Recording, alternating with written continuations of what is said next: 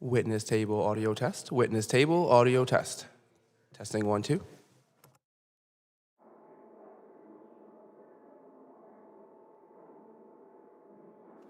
Upper dais audio test.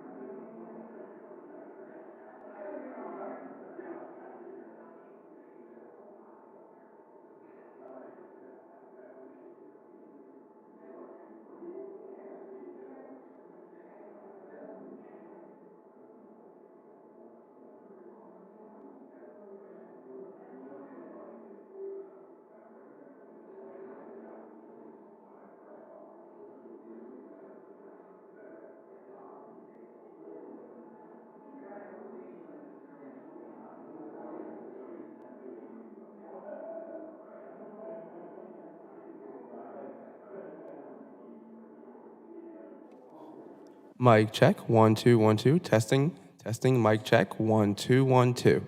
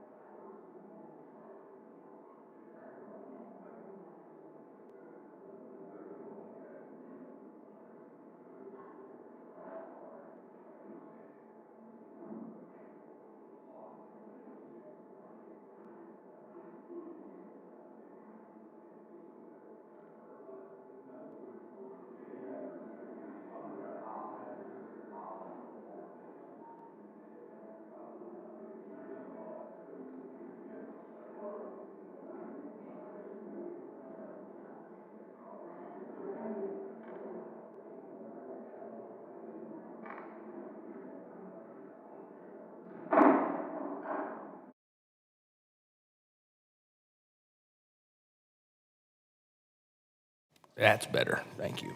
Good morning. Committee come to order. And now, before we begin today of this oversight hearing, I want to welcome back Army Master Sergeant Matt Reel, the majority's full committee staff director, back from a lengthy deployment overseas. So thank you, Matt, for your continued service to this nation, and welcome back. I also want to announce that Mr. Parker Chapman, the staff director of Subcommittee on Oversight and Investigations, is leaving the committee. I'm wishing him well. I wish he wasn't, but he is. He's moving on. And Parker's been a valued member of this committee for nearly 6 years. He's worked for at least 3 different subcommittees, and I'll miss his thoughtful and wise counsel. I wish him well in all of his endeavors as he moves on, as people do around here, and wish him the best. So thank you for your service. Appreciate it. I also want to welcome our witnesses today's hearing. I will have to leave the hearing at some point to mark up one of my bills in another committee, and I apologize for having to step away like that. But I would like to start by again thanking the VA staff for the incredible work they did during the pandemic. Today, we are here to review how the Department of Veterans Affairs used nearly $37 billion Congress provided in supplemental funding during the pandemic. Now that we are at the end of the pandemic emergency, it is time to look back at how well or poorly the VA handled the money. The funding spanned 3 bills. The Families First Coronavirus Response Act provided about the first $60 million. Then the CARES Act provided $19.6 billion. And finally, the American Rescue Plan Act provided another $17 billion. While Families First was a bipartisan and the CARES Act was nearly unanimous, the AARP was jammed through on party line. The rules placed on the VA for spending these funds got looser and looser and looser each time bills passed. By the time we got to the AARP, it looked like a lot like a slush fund. From the beginning, I was concerned that VA would struggle to account for the money that they'd spent and did it correctly. I wrote more than a few letters about it. Ranking Member Takano and I also introduced the VA Transparency and Trust Act to require VA to report to Congress on how this money was being spent, which later became law. We were right in our concerns. Inspector General released an audit of the CARES Act a few weeks ago. We all know the VA outdated fiscal system barely functions under normal circumstances, and the huge influx of COVID money only made things worse. More often than not, VA failed to document why they were transferring the dollars from one account to another, but the problems cannot be blamed entirely on the old system. Despite only looking at the small number of medical centers, OIG estimates that the VA failed to follow its own internal controls in over 10,000 supply purchases and service contracts. Those transactions were worth $187 million, and the Inspector General questioned the transactions for fraud and waste. But the problems go well beyond this one report. I request more information on the categories that the VA spent the COVID money on, and some of them make sense, but it is hard to see how others relate to COVID. Now, what I'm talking about are things like garage maintenance, pest management, libraries, and visiting directors' offices. VA regular budget should easily be paying for these things. We have not seen an audit of the AARP spending yet. Congress put even fewer guardrails on the AARP money than the CARES money, so that audit may be troubling. Even though these funds were specifically for COVID, there were very little rhyme or reason for how the VA spent the money. One office used it a certain way, and the next office did it a different way. Most of the money went toward regular operations or projects that would have happened anyway. Particularly, no one could tell the difference between a COVID supplemental dollar or a regular dollar. VA saw them like these $2, identical dollars that could be spent whatever, however, whenever they wanted. Now, the problem with that is when somebody asks for a ransom, they ask for dollars in unmarked bills. Now, unfortunately, that's kind of what we did. We gave you dollars in unmarked bills, and now we're trying to figure out what you did with those unmarked bills. I'm concerned that the VA is getting dependent on these one-time supplementals from Congress. We need to provide the veterans care and benefits in regard to the budget and oversee that money to ensure that vet services are going to the veterans and they serve them well. That is exactly what the Republicans on the Appropriations Committee did last week. They advanced a bill that fully funds at exactly the level that President Biden requested. Let me say that again. They advanced a bill that fully funds VA at exactly the level that President Biden requested. The only difference is they put about $15 billion in VA's regular health care accounts rather than putting everything in the Toxic Exposure Fund. But the scare tactics from the other side of the aisle over the last few weeks about a 22% cut have not stopped. We kept our word, and the numbers do not lie. Now, I want you to look at the chart we have behind us here. Here were the requests for each of the last 3 fiscal years, and I want you to look where we were at and where we funded, and tell me, does any of it look like we cut to you? Can anybody look at that and say we cut? Republicans are counting on being fully funding VA in addition to the billions of dollars of COVID money. We've kept our word. Now it's time to put the partisan bickering and the partisan showboating to the side. It is not helping anyone, and it is not what we were sent here to do. Ranking Member Takano and I recognize you I recognize you now for your opening statement. Thank you, Mr. Chairman. I'm glad you recognized me. You look just like you did yesterday. Thank you. And I appreciate that that you gave recognition of the fact that my staff director, Matt Reel, is back from a long deployment. And I'm looking forward to one of my staffers, Chris Bennett, who's also been away on leave, who's been on a deployment. And ironically, Chris Bennett was Matt Reel's commanding officer. They just kick it away. And it just kind of brings to mind that we have taken USERRA, the USERRA law seriously, that we held open as per law their right to return to their jobs back from the deployment. Mr. Chairman, I just wish that we could work together to make sure that USERRA works for every service member and every reservist, and that we do away with the, I'm trying to think of the term that is used, anyway, there's no private right of action.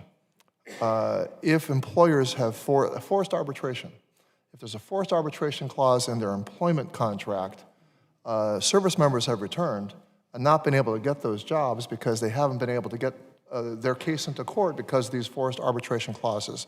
I would hope on a bipartisan basis that we can work together to make sure that no one who goes on a deployment who's a reservist cannot come back to their job, as we have said in law should be the case.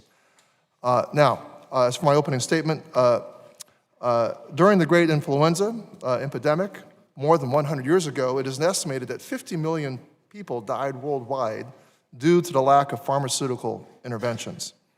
A century later, the world was in the grip of another global pandemic that caused significant fear and great uncertainty in the early days. Thankfully, in that time, science and medicine advanced considerably. In fact, within a year of identifying the SARS-CoV-2, scientists had developed several vaccines. The supplemental funds provided to VA during the COVID-19 pandemic supported the department's ability to respond heroically to a global public health disaster. VA not only sustained its own capacity to provide care to veterans and prevent the spread of the virus among its workforce, but it also provided critical care to civilians as it served as the backdrop to the American healthcare system in more than one part of the country. More than 6,000 VHA employees volunteered to deploy to assist civilian and tribal health systems. And during the course of the pandemic, these funds allowed VA to care for more than 750,000 veterans, vaccinate more than 4.5 million veterans, and another 130,000 veteran caregivers, family members, and dependents, and provide well over 1 million pieces of personal protective equipment and conduct over 900 research projects. And while these actions were in response to the very real emergency this country faced, the silver lining in this work can also help us better prepare for the next global pandemic. Last December, I convened a full committee hearing on VA's pandemic response. We received testimony from Dr. Richard Stone, who was chiefly responsible for implementing the supplemental funds Congress provided to the Veterans Health Administration. In his book, Save Every Life You Can, he spoke at length about the importance of working relationships and how critical they were in VA receiving the resources and authorities it needed during the pandemic. So I ask unanimous consent to add an excerpt from his book highlighting the importance of the emergency supplemental funding Congress provided. Without objection. Thank you, Mr. Chairman. And with the funding and flexibilities Congress authorized during the pandemic, VA reduced veteran homelessness by 11%, the largest drop in the point-in-time count we have seen in years. VA used these supplemental funds to bring veterans indoors and provide them with basic needs like clothing and food. Funding was used to place veterans in hotels and motels to lessen the risk of COVID-19 transmission that vulnerable veterans would otherwise face in congregate shelters, the streets, or homeless encampments. VA was also able to innovate and implement new programs that have proven successful in preventing housing insecurity, like shallow subsidies. The pandemic served as a test case for what VA can do with more funding and more flexibility to address the homeless crisis. VA showed us that they can use that funding to get veterans the care and housing they need. VA showed us how to end veteran homelessness. I look forward to continuing to work with my colleagues to ensure that VA maintains this funding and tools in pursuit of our shared goal of a place to call home for every veteran who has served our country. Now, on the VBA front, VA also seamlessly pivoted using the authorities granted by Congress to allow hundreds of thousands of student veterans to continue their educational pursuits in the face of an unprecedented health crisis. VA also administered the Veteran Rapid Retraining Assistance Program using $386 million appropriated by Congress in a truly bipartisan effort to train over 13,000 veterans who lost their job due to COVID-19 for new employment. And while the program had a rocky start, I look forward to hearing more from VA on the results. The appropriation of emergency funds to VA saved countless lives and supported care for veterans. And at the same time, we must never forget that the COVID-19 pandemic took more than 1.1 million lives in the United States, including 23,507 veterans and 259 VA employees. This unprecedented crisis called for a major infusion of funds, and Congress delivered by providing $36.7 billion in emergency funding for VA. However, a recent report from the Inspector General revealed a number of administrative flaws in tracking those funds.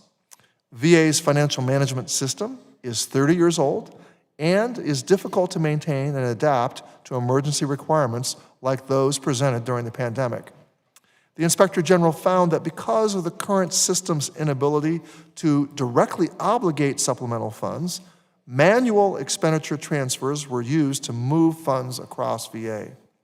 The Inspector General found that the use of manual transfers limited transparency and accountability of employee payroll and other contractual services and medical supply purchases. Further, VA's Office of Finance did not follow established policy and develop guidance for documentation to create an audit trail.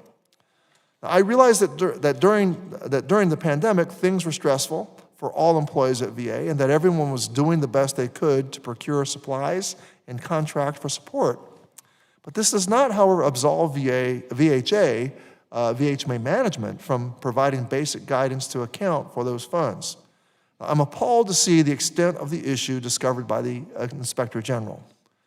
The lack of accountability and transparency that can be provided to auditors and to Congress as a result of this failure damages VA's credibility and invites questions about the extent of potential waste, fraud, and abuse. Now, I wish we could have used this hearing to focus on the good that VA has done for employees and veterans during the pandemic, but this does cast a shadow over those efforts. This once again highlights the desperate need for the modernization of IT systems at VA. And the Financial Management Business Transformation Program is intended to provide that solution. But the pace of the rollout and the issues with integration and adoption within VHA has not given our committee confidence. As a result, this Congress, I introduced H.R. 1659, the IT Modernization Improvement Act. My legislation will require independent verification and validation of large IT programs, including the Financial Management and Business Transformation Program. And because of how important this program is and the impact that delays are having on the ability to manage and audit finances at VA, this bill has been included in the recent EHR Reset Act that I've co-sponsored with Chairman Boss, and he mentioned that in his opening comments. I appreciate that this is something that we can work on together in a bipartisan manner and help get this and other large IT projects on track. I look forward to hearing from the witnesses today to talk about both the good and the bad. We provide necessary funding and entrust VA to serve our veterans and ensure they are provided with care and benefits that they have earned. The administrative and financial management of this department must evolve and rise to this challenge, and it's time for VA to step up, admit mistakes, and make changes. And with that, Mr. Chairman, I yield back. Thank you, Ranking Member Takano. We will now turn to our witnesses testifying before us today. We have Mr. John Ryszalski, the Assistant Secretary of Management and Chief Financial Officer of the Department of Veterans Affairs. He is accompanied by Ms. Laura Duke, Chief Financial Officer of the Veterans Health Administration, and Mr. Robert McDivitt, Director of the VISN 23 of the Veterans Health Administration. We also have the Honorable Mike Missel, Inspector General for the Department of Veterans Affairs, and Ms. Whitney Bell, President of the National Association of State Veterans Homes. If you wouldn't mind, the witnesses would please stand and raise their right hand. Do you solemnly swear that the testimony you are about to provide is the truth, the whole truth, and nothing but the truth? Thank you, and let the record reflect that the witnesses answered in the affirmative. Mr. Ryszalski, I now recognize you for 5 minutes for your opening statement. Good morning, Chairman Boss, Ranking Member Takano, and members of the committee. Thank you for this opportunity to discuss how the Department of Veterans Affairs' use of supplemental funds enabled us to meet the challenges of the COVID-19 pandemic by providing essential care and benefits to our nation's veterans during this unprecedented public health crisis. I'm John Ryszalski, Assistant Secretary for Management and Chief Financial Officer of the VA. Joining me today are my colleagues Laura Duke, who's been introduced, and also Robert McDivitt from VISN 23. I want to thank Congress for their support of the VA and, more importantly, for their support of the veterans we serve. An excellent example of this is the $36.7 billion Congress provided in supplemental funding outside of our annual appropriation. With the resources from 3 COVID-19 relief laws provided at a time when the pandemic's path, duration, and impact were unclear, VA responded with tremendous effort to maintain health care and benefit services while protecting the lives of veterans, their families, and VA personnel. Our staff worked heroically and at great personal risk throughout the pandemic to provide services and benefits to those whom we owe so much, and we're grateful for the courageous dedication of VA personnel in providing care and benefits to veterans throughout this difficult time. The critical role played by the supplemental funds provided by Congress cannot be overstated. Between March 2020 and the end of the public health emergency, VA provided more than 332 million health care appointments to all veterans via in-person visits, community care visits, telehealth visits, and more, the most appointments for such a time frame in VA history. This included caring for more than 870,000 veterans with COVID-19 and admitting nearly 700 U.S. non-veteran citizens for care at VA medical centers. In addition, VHA accepted 196 mission assignments from the Federal Emergency Management Agency. VA vaccinated more than 4.5 million veterans, 320,000 employees, and 130,000 veteran caregivers, family members, and dependents. VA also gave booster shots to more than 2.3 million veterans. COVID-19 supplemental funds enabled VA to hire over 136,000 new clinical and administrative staff between 2020 and 2022. This occurred during one of the most challenging labor markets in history, especially in the medical community. As a result of our financial flexibility during the pandemic, today the VA enjoys one of its strongest staffing levels in many years. With the supplemental funds, we provided emergency housing and supportive services for veterans who needed to be isolated for their safety or the safety of others. Supportive services for veteran families placed over 23,000 vulnerable veterans in hotels or motels to reduce their risk of exposure. There were also over 18,000 emergency housing placements.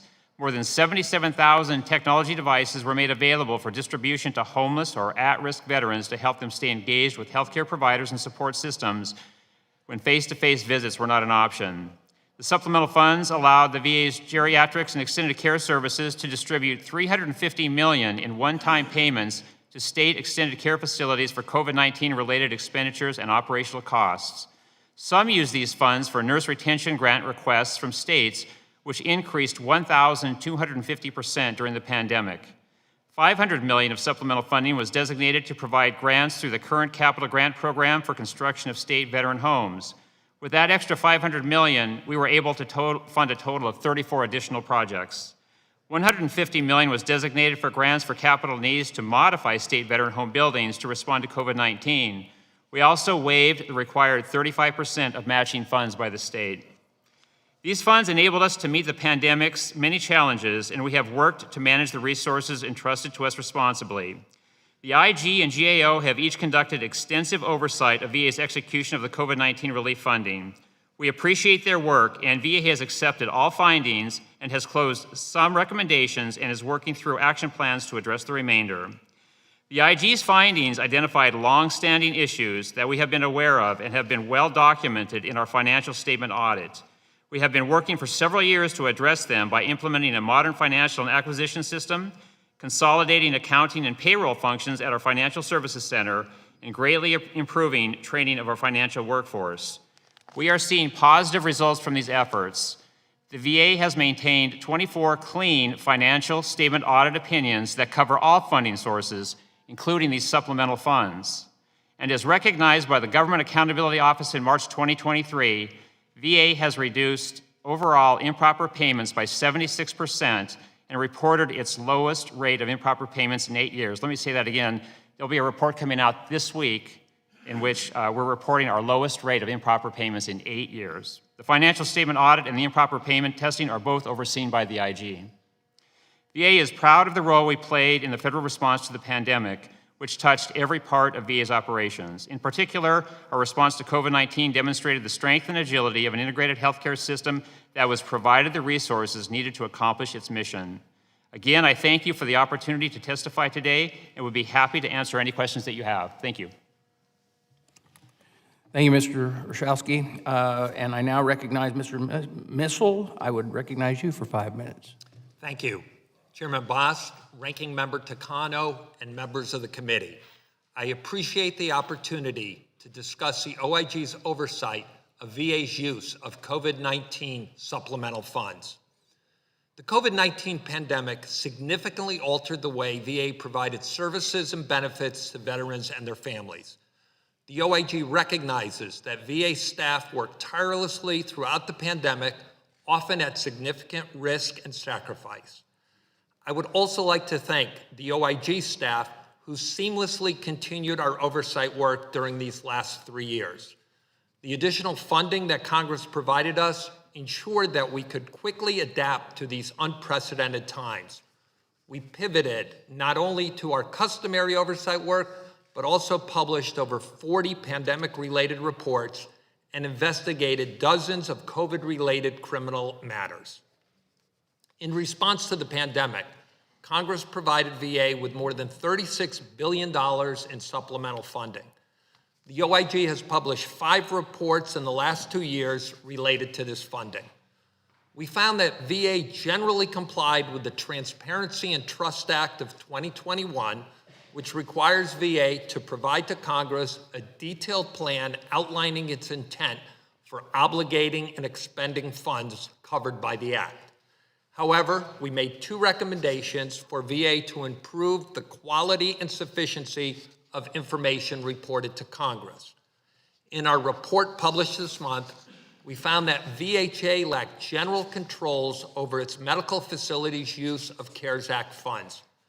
We also estimated that over 10,000 COVID-19 related transactions that were directly obligated from the CARES Act fund were non-compliant with key fiscal controls, resulting in the OIG questioning costs totaling an estimated $187 million.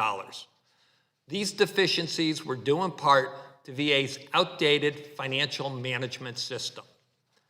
VA is currently implementing a new financial management system, IFAMS, which may be able to resolve some of these issues. However, VA does not expect a fully automated solution in this decade. Another challenge VA faces is its decentralized financial management structure. The CFOs of VHA, VBA, and NCA do not report to Mr. Richalski, the VA CFO. Also, the CFOs at VISNs and medical centers do not report to Ms. Duke, the VHA CFO. This structure has been a material weakness or significant deficiency for many years in our audits of VA's consolidated financial statements. In addition to our oversight of pandemic-related funding, we performed audits and inspections of numerous other programs and issues related to COVID-19. These include VHA's efforts to expand telehealth, the failure to adequately track and reschedule millions of canceled appointments, and inspections of medical facilities' pandemic readiness. Moreover, our criminal investigators brought numerous COVID-related criminal cases, including one in which an individual attempted to obtain orders from VA for over $800 million of non-existent personal protective equipment. When I testified before this committee in February, I noted that a recurring theme about the deficiencies we identified in VA's programs centered on accountability. Our COVID-19 related reports had similar deficiencies in several critical areas of accountability, such as the need for strong governance, adequate staffing, updated IT systems, quality assurance, and stable and effective leadership. COVID-19 posed considerable challenges to the operations of VA and its staff. We recognize that VA is working to address the issues we identified in all our pandemic-related reports. The OIG is steadfastly committed to our mission of conducting meaningful, independent oversight that will help VA improve the services and benefits that it provides. Finally, as we approach the Memorial Day observances, on behalf of the OIG, I would like to express our deep gratitude to all who gave their lives in defense of our country. Chairman Bost and members of the committee, I look forward to answering any questions that you may have. Thank you, Mr. Mitchell. Ms. Bell, you are now recognized for 5 minutes. Thank you, Chairman Bost, Ranking Member Takano, and members of the committee. As president of the National Association of State Veterans Homes, I am pleased to offer testimony on how COVID-19 impacted state homes and how VA supported us and the veterans we care for throughout the pandemic. My full-time job is administrator of the State Veterans Home in Fayetteville, North Carolina. However, today I am pleased to share the combined experiences, observations, and recommendations of my NASVA colleagues. As you know, the State Veterans Home Program is a partnership between the federal government and states that provide long-term residential care to aging and disabled veterans through 163 state homes located in all 50 states and Puerto Rico. With over 30,000 authorized beds, the state homes provide half of all federally supported nursing home care to veterans, and we do so with less than 20% of VA's nursing home budget. Although states own and operate the homes, VA has wide-ranging oversight authority, performing at least one comprehensive inspection annually to assure the quality of care. In addition, various state homes are also inspected and audited by VA's Inspector General, the Justice Department, CMS, as well as state and local authorities. Mr. Chairman, when the pandemic began in 2020, state homes were among the first to implement significant precautions. However, the asymptomatic nature of COVID, combined with the lack of testing, treatments, and vaccines, made it virtually impossible to prevent COVID from entering any facility or location in the country. It's important to note the veterans in state homes are significantly older than those in VA CLCs or community nursing homes, and they are more likely to be receiving end-of-life care in our homes. In addition to the devastating physical toll on veteran residents and staff, the pandemic also put tremendous financial strain on our homes. With new admissions suspended and veterans passing away from COVID and non-COVID causes, daily census levels declined, and thus VA per diem support declined significantly, even though our fixed cost stayed the same. Fortunately, soon after the pandemic began, VA responded as part of its fourth mission. For example, in North Carolina, VA provided testing and training on infection control. In Illinois and Michigan, VA provided thousands of face masks and protective gowns. In California, VA provided testing of up to 200 residents and employees weekly. And in Iowa and Idaho, VA provided direct staffing support, particularly nurses. These are just a few of the ways the VA medical centers supported state homes during the pandemic. Congress also responded quickly, and NASVA was grateful to work with this committee and its Senate counterpart to enact legislation to help mitigate some of the pandemic's impacts. The CARES Act included waivers from occupancy rates and veteran percentage requirements, and VA was also able to waive bed hold requirements. NASVA would especially like to thank this committee for helping to secure emergency supplemental funding in the American Rescue Plan and CARES Acts, which allowed the VA to provide $1 billion in supplemental funding to state veterans' homes, including $650 million for construction grants to rehabilitate and retrofit homes to increase safety for our veterans, and $350 million in direct assistance to help state homes prevent and respond to the spread of COVID. Mr. Chairman, although the public health emergency has ended, state homes continue to face significant financial challenges. In response, bipartisan legislation was recently introduced in the Senate to continue the bed hold waiver, and we would welcome companion of similar legislation in the House. NASVA is also seeking congressional support to set the basic per diem rate at 50% of the daily cost of care, fully fund the construction grant program at least $600 million in FY 2024, and enact new legislation to help state homes fill critical staffing shortages, particularly nursing. Mr. Chairman, in conclusion, NASVA greatly values our federal and state partnership, and we look forward to working with this committee to find new and innovative ways to strengthen state veterans' homes for the men and women we serve. That concludes my testimony, and I would be pleased to answer any questions you or the members of the committee may have. Thank you, Ms. Bell, and thank all the witnesses for their testimony. We're now going to questions, and I'll recognize myself for 5 minutes. Mr. Missel, and I know you expanded on this in your testimony, but why did the VA struggle to account for CARES Act funds, and have any of the underlying problems been cured as of yet? There are a number of different reasons why they struggled. First, they have an antiquated financial management system, FMS, that has created challenges over the years.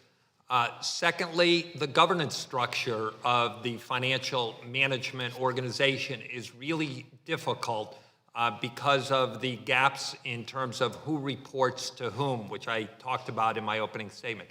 Third, policies and procedures and guidance. It's really critical that they are clear, they are complete, they are accurate.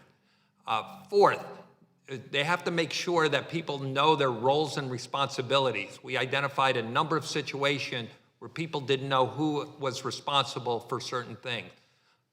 Training is also critical. They have to be properly trained to be able to do their job.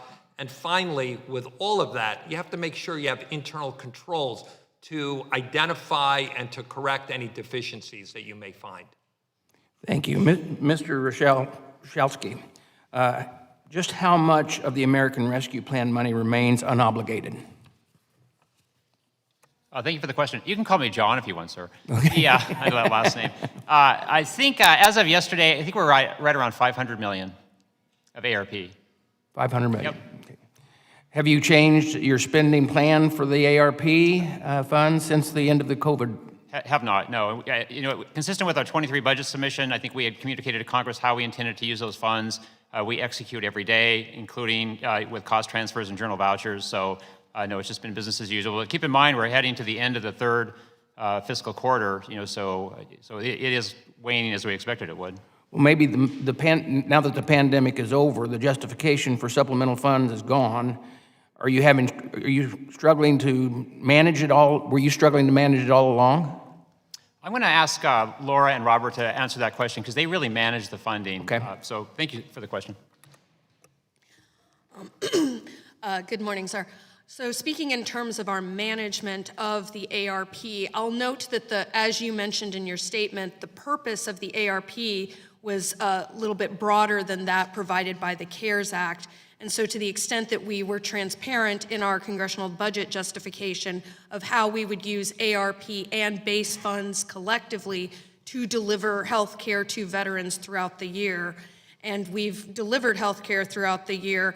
As we noted, it was a higher level of care because we're still making up for the deferred care and the long-term consequences of the pandemic. We do expect that our costs will be higher in the short run and then will come back down as we've proceed in the post-pandemic period. Okay, we have a president that said the pandemic is over. We gave you money to use for the pandemic. In the last 2 weeks, you've spent $1.5 billion of that ARP money, or the ARP money. It's over. So when does the plan change that you go back to operating on your regular funds and we actually see what we can possibly save from those funds rather than, I mean, that's what the American citizen is going to ask me, what my people in my district are going to ask me. Our 2024 President's budget indicates that we fully expected to expend the ARP. And as we go forward, we are clear regarding our outstanding needs for the future. And when we have funds that we do not expect to utilize in our budget, we identify that they are available for the purposes of Congress to determine. Okay. But if we're done, and that's a real problem that the people will see, is if we're done with this, as I said, $1.5 billion in the last 2 weeks alone, that's concerning to the taxpayers of this United States. So let me also ask this. So the Biden administration asked for $325 billion for VA, and our Appropriations Committee gave them $325 billion. Now, the only difference is the bill is whether or not it would put the money in the regular account or in the Toxic Exposed Fund. Is there anything that a dollar in the regular budget can accomplish that a dollar in the Toxic Exposed Fund can't? So I can answer that question. So the short answer is no, there's not. But there is one consideration, and that is if we go back to the Choice Act, we have had situations where benefits have been expanded, funding was provided, but it turned out to be inadequate based upon the demand of the new benefit. And so we had to go back to Congress a couple of times mid-cycle, which was problematic. So then with the Mission Act, there was much more, I think, scrutiny or concern over adequacy of funding. There was not a separate fund for Mission Act, but we worked with staff to sort of carve out the Mission Act costs to make sure they could track it. So come along to the PACT Act and the TEF Fund, it was my understanding that was supposed to be a solution for those previous situations where there wasn't enough visibility or maybe enough funding for those benefit enhancements. So the short answer is, no, there's not a difference, but there is, I think, some rationale for how we've evolved to where we are, to where, and you know better than I do why Congress passed the TEF and all of that, but it made a lot of sense based upon my history at the VA and some of the challenges we've had in the past. When I first started, there was a lot of frustration with choice and VA coming back time and time again for additional funding in the middle of the budget year. Thank you. My time's expired. I right now recognize the Ranking Member Takano. Hi, Mr. Rotowski, I just want to verify with you that ARP funds were not connected to the pandemic. So when they lifted the public health emergency, there was nothing in the ARP bill language that linked the two. That's correct. The ARP funds came as sort of like general purpose funds, and we made it very clear that we were using those for healthcare like we would use our baseline funds. So it was one part of the funding equation for this year. That's correct. And in fact, the pandemic changed significantly the spending patterns of VA, and ARP money was very helpful in getting you through some difficult moments. More than helpful, it was critical, absolutely critical. It was critical. Yes, it was. So I want to turn my attention to Ms. Bell. Ms. Bell, based on your testimony, it's clear how critical the supplemental funds and authority, flexibility, were to operate state veterans' homes across the country during the pandemic. And of course, the state veterans' homes, as opposed to the CLCs, the community living centers that are run by the VA, were the locus of some really terrible tragedies. The lack of understanding of how to deal with infection control, the antiquated facilities that you had that made for congregate living situations where the virus was spread very easily among very vulnerable patients.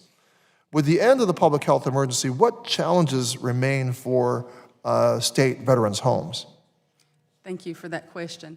Challenges right now we're facing are not only staffing, because you have to have people to go into these nursing programs to want to be in healthcare. We have to have people to take care of people. Without those people, we don't have a census of veterans to take care of. So at the forefront is our staffing at this time. As you talk about congregate living, a lot of facilities who are semi-private rooms in facilities help to continue the spread of COVID. That being part of the construction grant program to allow us the funds to be able to restructure and retrofit to prevent that spread in the future would help. Well, thank you. VA currently provides a per diem payment for each veteran that covers about 30% of the cost of care, and states make up the difference. As supplemental funds from the federal government disappear and state veterans' homes return to reliance significantly on state budgets, what, if any, concerns do you or your colleagues have? In concerns to the per diem, the cost Yes, of care, as it disappears.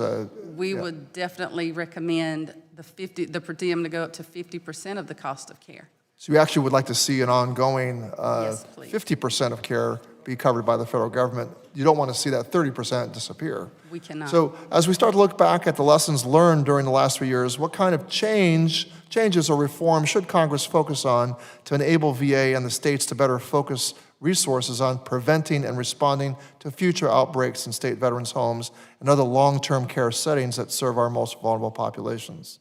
NASVA and my colleagues are requesting to fully fund the State Veterans Home Construction Grant Program, increasing the basic per diem rate, enacting the legislation to strengthen the State Veterans Home programs, and faithfully implement standardized sharing agreements and Jerry-Psych. Well, Ms. Bell, I'm sympathetic to the notion that the veterans' homes need more funding. We need to upgrade the facilities. But I'm concerned about what the role of VA should be in terms of oversight. Would you be open to VA having more oversight authority to help ensure that homes are properly staffed, appropriately staffed, and adhering to infection control standards, among other things? We would embrace that partnership. Just as they done boots on the ground when COVID began, we did have that support from our VA Medical Center on site in our facilities, educating us. We would embrace that. That's very important for me to hear. I thank you for that, and I thank you for that concession, because I'm really scared that we're going to lose our memory over what happened during the pandemic. The numbers of people in homes across the country, in not just state veterans' homes, but the whole industry, that's where we saw a huge chunk of our loss of human life. Supplemental funding allowed state veterans' homes to retrofit facilities to handle pandemic conditions like infection control better. What conversations have your organizations engaged in regarding the need to upgrade and review construction requirements for future homes and avoid unnecessary deaths? There has been much investigation, research done in explaining and showing how facilities can prevent the spread within the home. It could be making those semi-private rooms private rooms, as well as incorporating the smart air systems to help filter the air to help prevent the spread through the ventilation systems. There has been numerous conversations in concerning the retrofit of facilities, construction, with engineers, with architects, to talk about safety. Private room versus semi-private room is safe. My time is running out. I wish we could spend more. Mr. Chairman, I hope we can work together on this oversight piece. I really feel that we can't forget just the numbers of deaths we had in these state veterans homes. But I'm open to the idea that we fund you better, but we've got to have more oversight. I yield back. Thank you. Dr. Miller-Meeks, you're recognized for 5 minutes. Thank you, Mr. Chair. Mr. Missel, one example in your report on page 10 is a medical center that did expenditure transfers for $11,235. The supporting documents they gave you were actually submitted for a different transfer that was previously approved. Basically, they tried to submit the same receipts twice. Your office could not conclude what was purchased, why it was purchased, or whether anyone approved the purchase. And first of all, Mr. Missel, did anyone ever determine what was purchased? We were never able to determine what was purchased.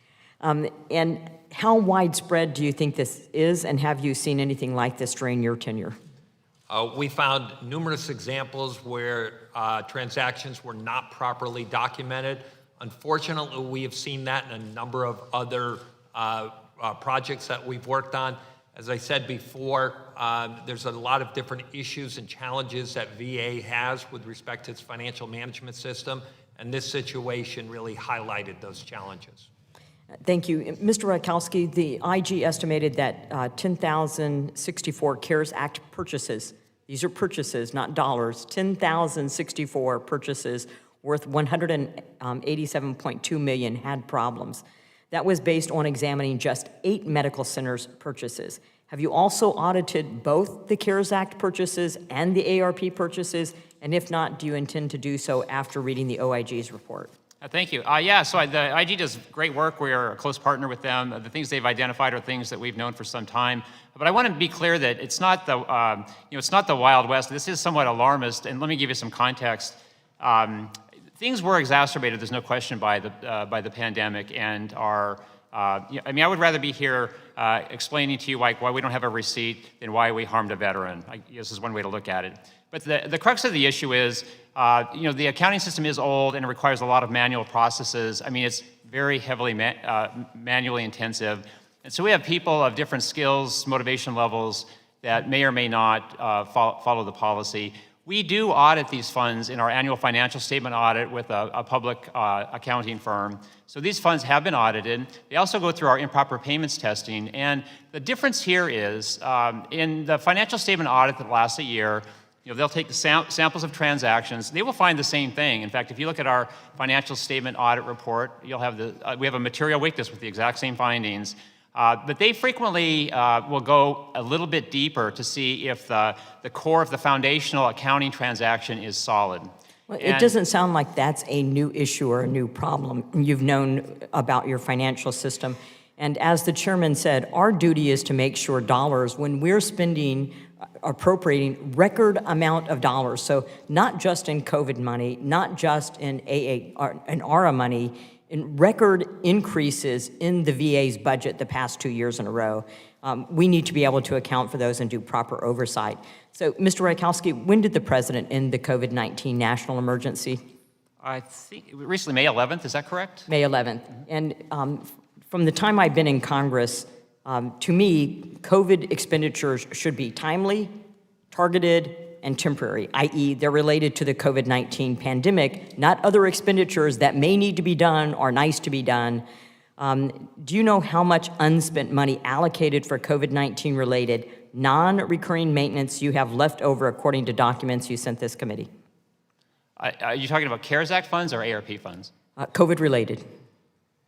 I would have to get that for you. I think we've obligated CARES Act like 99.6%, and I think we have about $500 million of the ARP, and then I think for the Families First, it was 99.8%. But I have 1.17 billion. So let me. Is left? It's a lot of money. And the VA issued 41,000 iPads to veterans for virtual health care appointments. Seemed to be an appropriate expenditure. Unfortunately, only half of those were ever used for a health care appointment. So the IG has also noted that the VA has not attempted to retrieve many of those unused iPads valued at $6.3 million. Does the VA plan on getting these back if they aren't being used for a virtual appointment?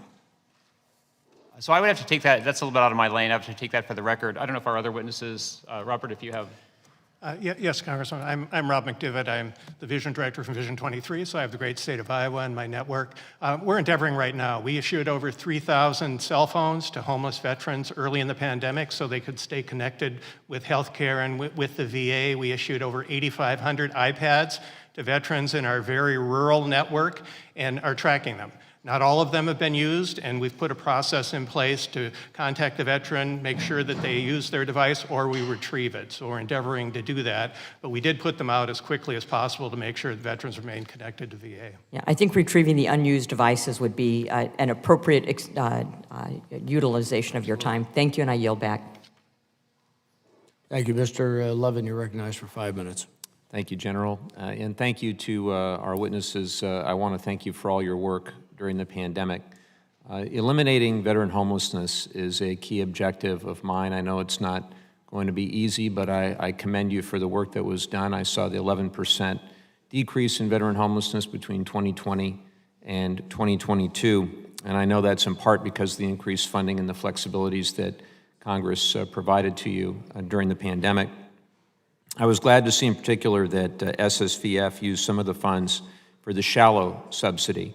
And representing San Diego in the Congress, I know that our region benefited greatly from the shallow subsidy initiative to provide rental coverage for up to 2 years for very low income, extremely low income veterans, direct payments to landlords on behalf of the veteran to prevent homelessness in the first place. Was proud to host Chairman Van Orden of our subcommittee a few weeks ago in my district in Oceanside, California. And we talked to a lot of the local nonprofits who used the shallow subsidy and talked about the positive impact it had.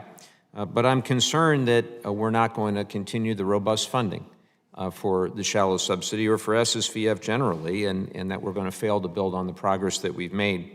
So, Assistant Secretary, I'll ask if you could discuss how the shallow subsidy program has helped to prevent veteran homelessness in the last few years.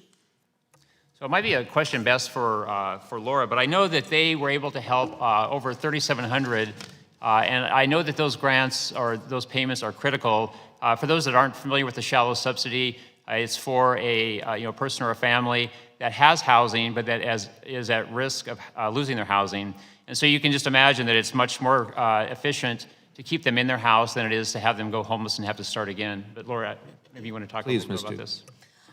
Yes, so as you correctly noted, the shallow subsidy program has been a success and has enabled us to reach veterans who are kind of in a cusp situation. The issue with the shallow subsidies isn't so much a funding issue as it is an authorities issue, because with the expiration of the medical emergency, we now need additional authority from Congress to be able to continue to meet veterans in this unique situation. And we've been in contact with you regarding that need and some of the other needs where we've learned from our pandemic experience ways that we can provide a higher quality of service to veterans even outside of a pandemic. How about some of the other initiatives that were funded during the pandemic, some of the landlord incentives, the housing navigation? To the extent those aren't going to be sustained, how do you see that impacting our ability to end veteran homelessness? Well, I think we have requested authority to continue some of those that are more promising.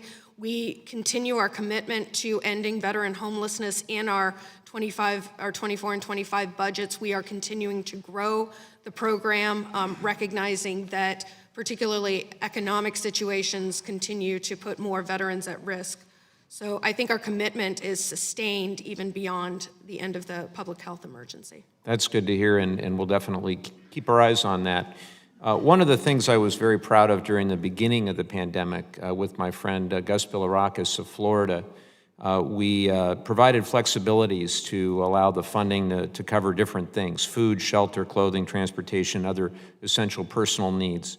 VA has used nearly $9 million to support over 39,000 homeless or at-risk veterans with foundational needs in the last few years, and it was very disappointing to see that Congress failed to act to extend the flexibilities on May 11th.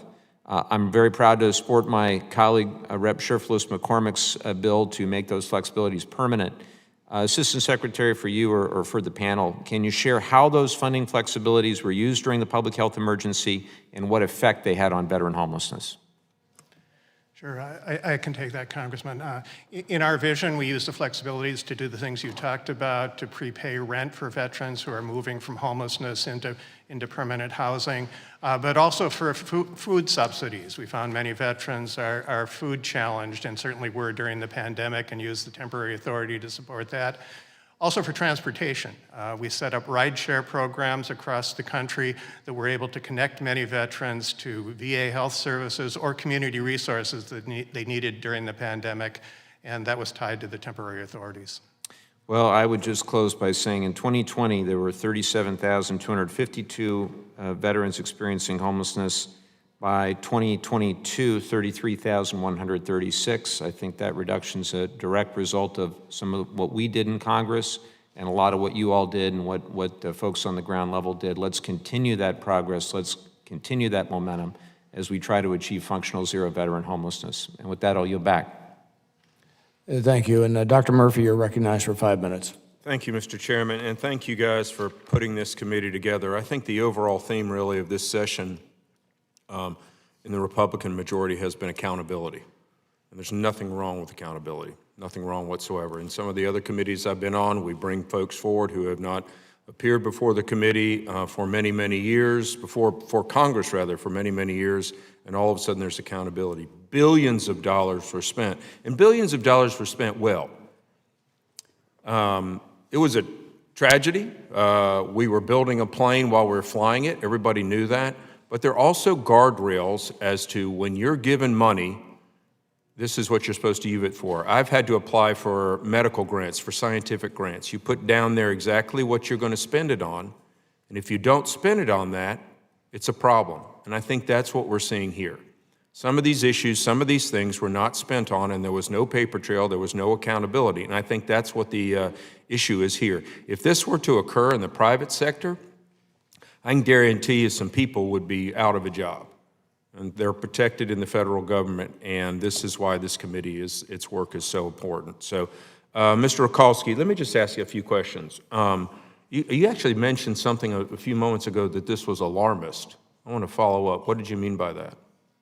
I said it sounds alarmist. What I meant was that all of these transactions go through our annual financial statement audit. We maintain a clean audit opinion. They all go through our improper payments testing. We've reduced improper payments by 76%. When we dig into these transactions, we find that they are, from an accounting standpoint, fundamentally sound. But we have more time during the improper payments testing and the financial statement audit. All right, well, let me follow up that. I understand you do your own audits, and you believe that we do not. The IG does our audit. The IG does the audit with a public accounting firm. Okay. I believe you stated... Same as a private company does. I believe you've stated the OIG is mistaken in many of the errors that they've found. No, I actually 100% agree with everything they found. 100%. Okay. Yep. All right. That's excellent. I'm glad that we're on the same page with that. So let me go to Mr. Missel, back to Mr. Missel. Your written testimony cites your successful efforts in trying to prevent attempts of fraud of the supplemental funds. Can you expand upon that a little bit? Tell us what was attempted to be fraud, what was going on? Yes, we obviously were very concerned, given all the money that was coming in, about potential fraud. We have a really great group of criminal investigators that follow up on all the leads that we get. We also put out fraud alerts to give people notices of where they could be subject to fraud. Were these fraud from veterans, or were they fraud from VA's funds being spent fraudulently? It could be from all sorts of ways. The one I mentioned in my opening statement about the potential $800 million fraud, that was caught because a senior VA official contacted me and say, something doesn't sound right with this transaction. The Secretary has required all VA employees to take training on working with the OIG, and I had just met with the senior official a few days before she contacted me and said, I probably wouldn't have known to contact you without getting this information. And it's excellent. It's endeavors like that really help us to identify fraud. But we really want a culture of accountability at VA. If people see something that doesn't seem right, contact us. And that's where we're able to identify a lot of the issues. And I think that's a healthy environment. It shouldn't be a watchdog state, but it should be a healthy environment. It's not your money, it's not my money, it's the taxpayers' money. And that's what it is. And we're trying, what is the number one thing? I've cared for patients for years, is what is best for the patient. I'll just follow up with one other question. You know, when I was young, and if I had a date, which wasn't too often, but you never know, and I asked my dad for $20 to go out for pizza and a movie, and it cost me $15. He expected the $5 back, right? So, Mr. Rakalski, what are we going to do with the unspent funds?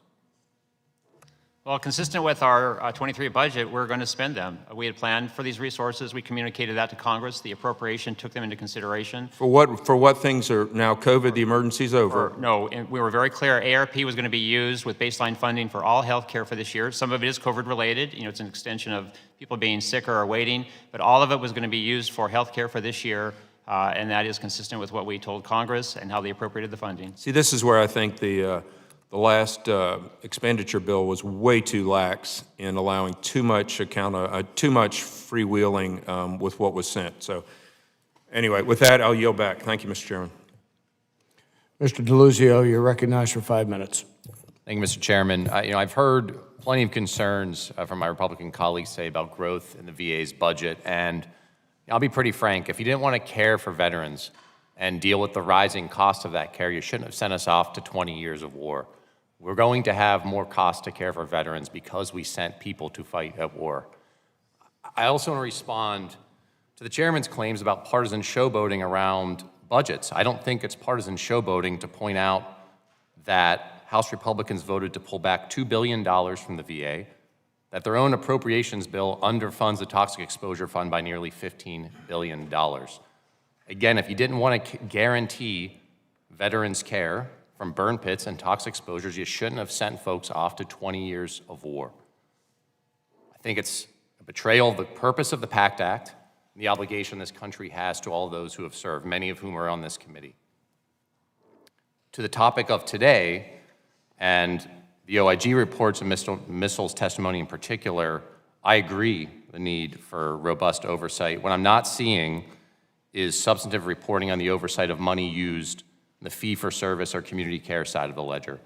VA's received nearly $37 billion in emergency relief funding for COVID, approximately $30 billion or so spent on medical services, a fifth of which was spent on fee-for-service or community care. Mr. Missel, my question for you, sir.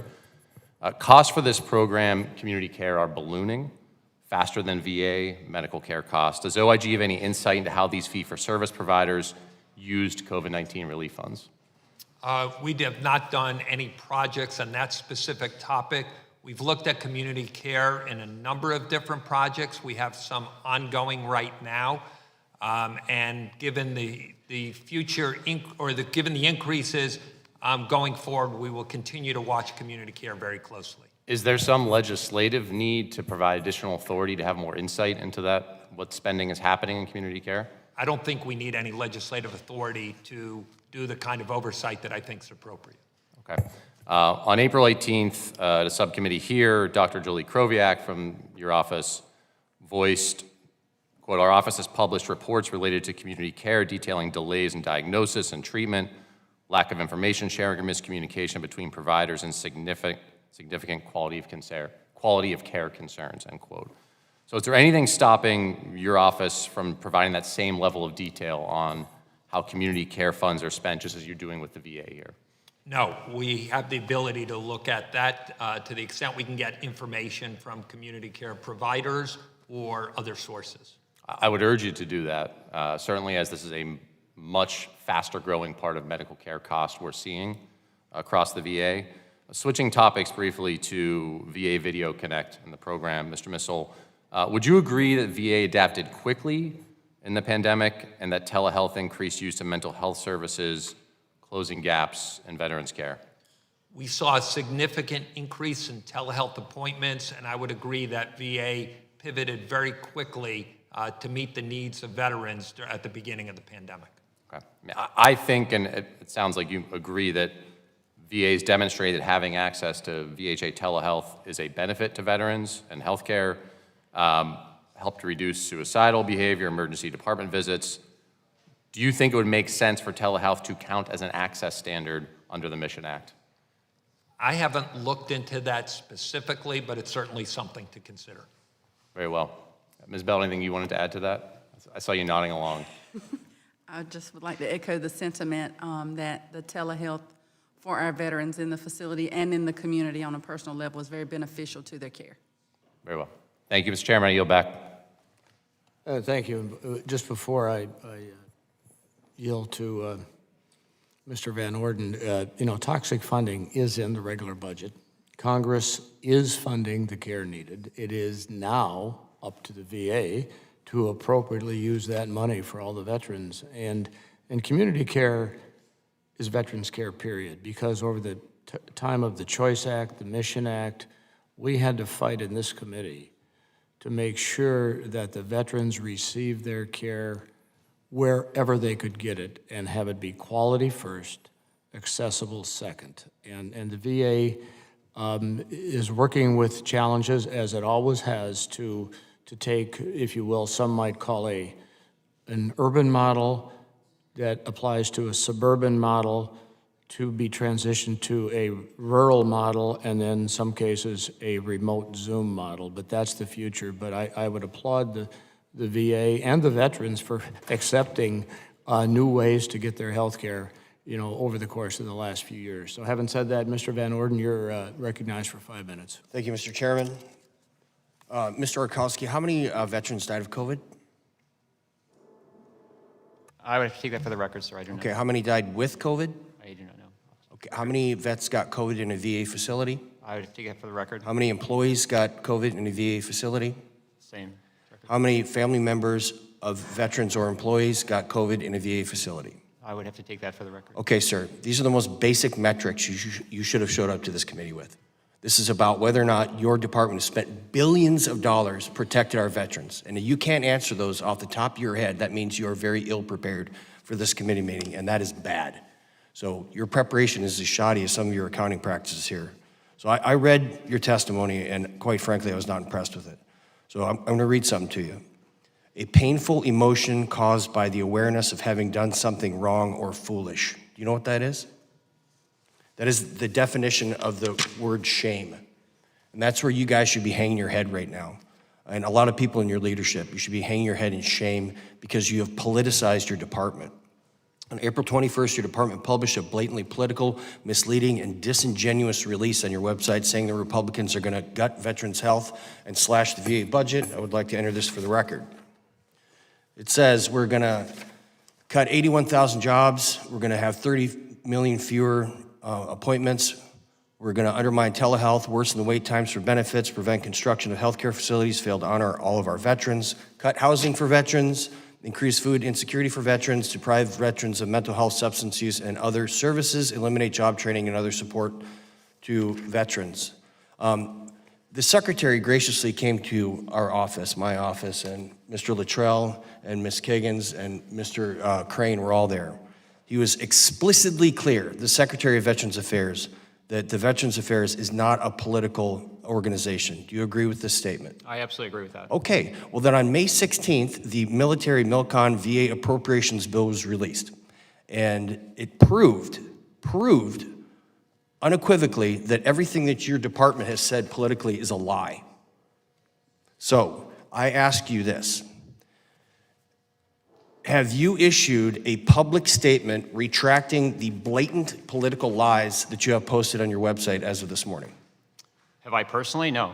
Has your department? I'm not aware of that. Okay, you're not aware of it, and because you didn't.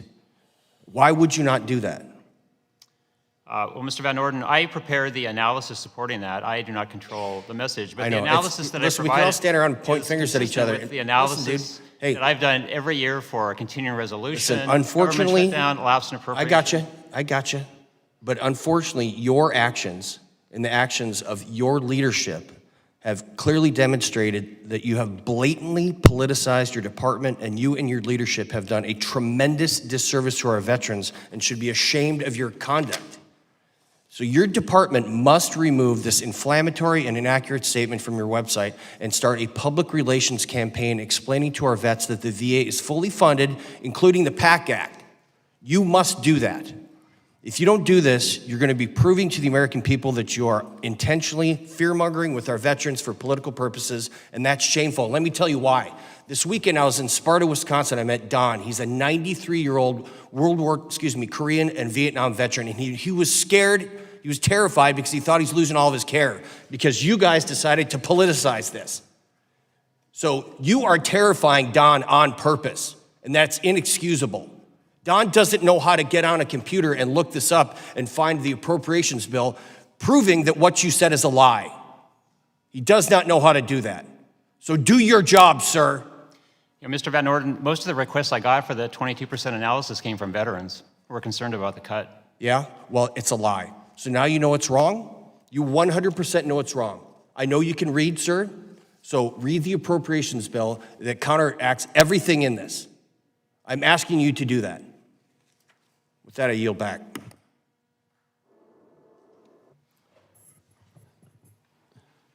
Ms. Sherfilis McCormick, you're recognized for 5 minutes. Thank you, Mr. Chair. My question is for Mr. Roshalski.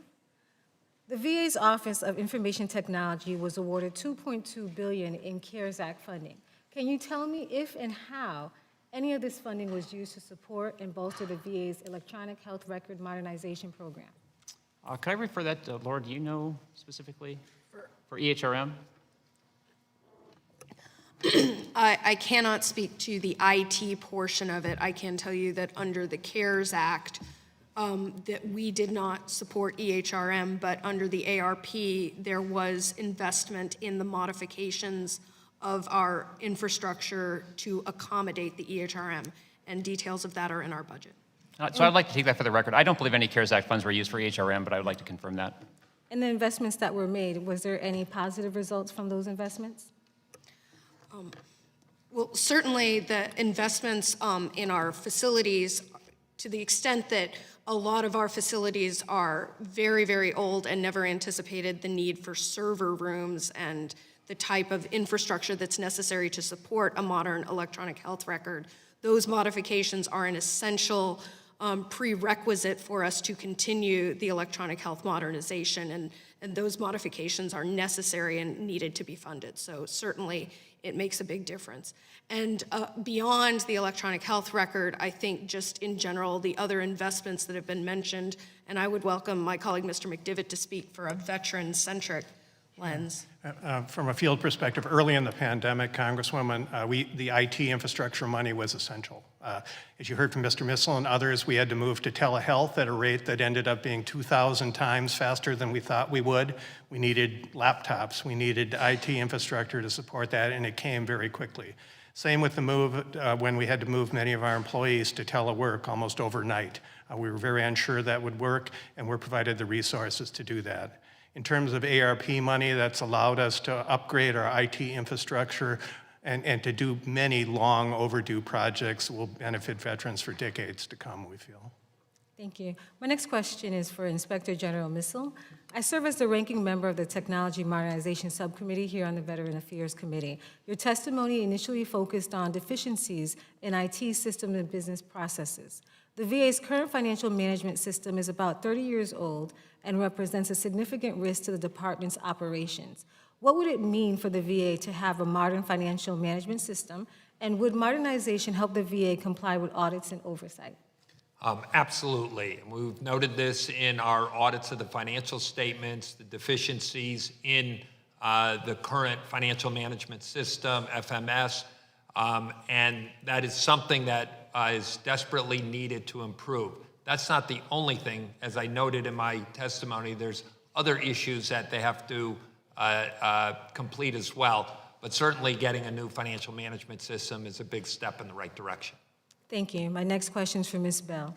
Your testimony mentioned staffing ratio flexibility offered to state veteran homes during public health emergencies. Since the public health emergency ended on May 11th, how are state veteran homes working to increase workforce recruitment and retention to ensure patient safety standards for our veterans? Well, we are continuing to advertise. We are continuing to recruit. We have seen, as one of my colleagues stated earlier in New York, an increase in CNAs applying for their CNA school. So we're starting to see people applying to these programs. Now, you can't hire if you don't have people going through the education system to get trained.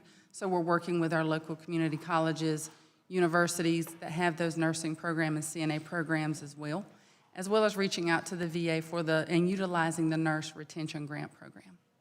Thank you. And my next question is also for you, Ms. Bell. Your testimony mentioned that 72% of state veteran homes receive funding from both the VA and the Medicare program and are subject to similar week-long inspection from either agency.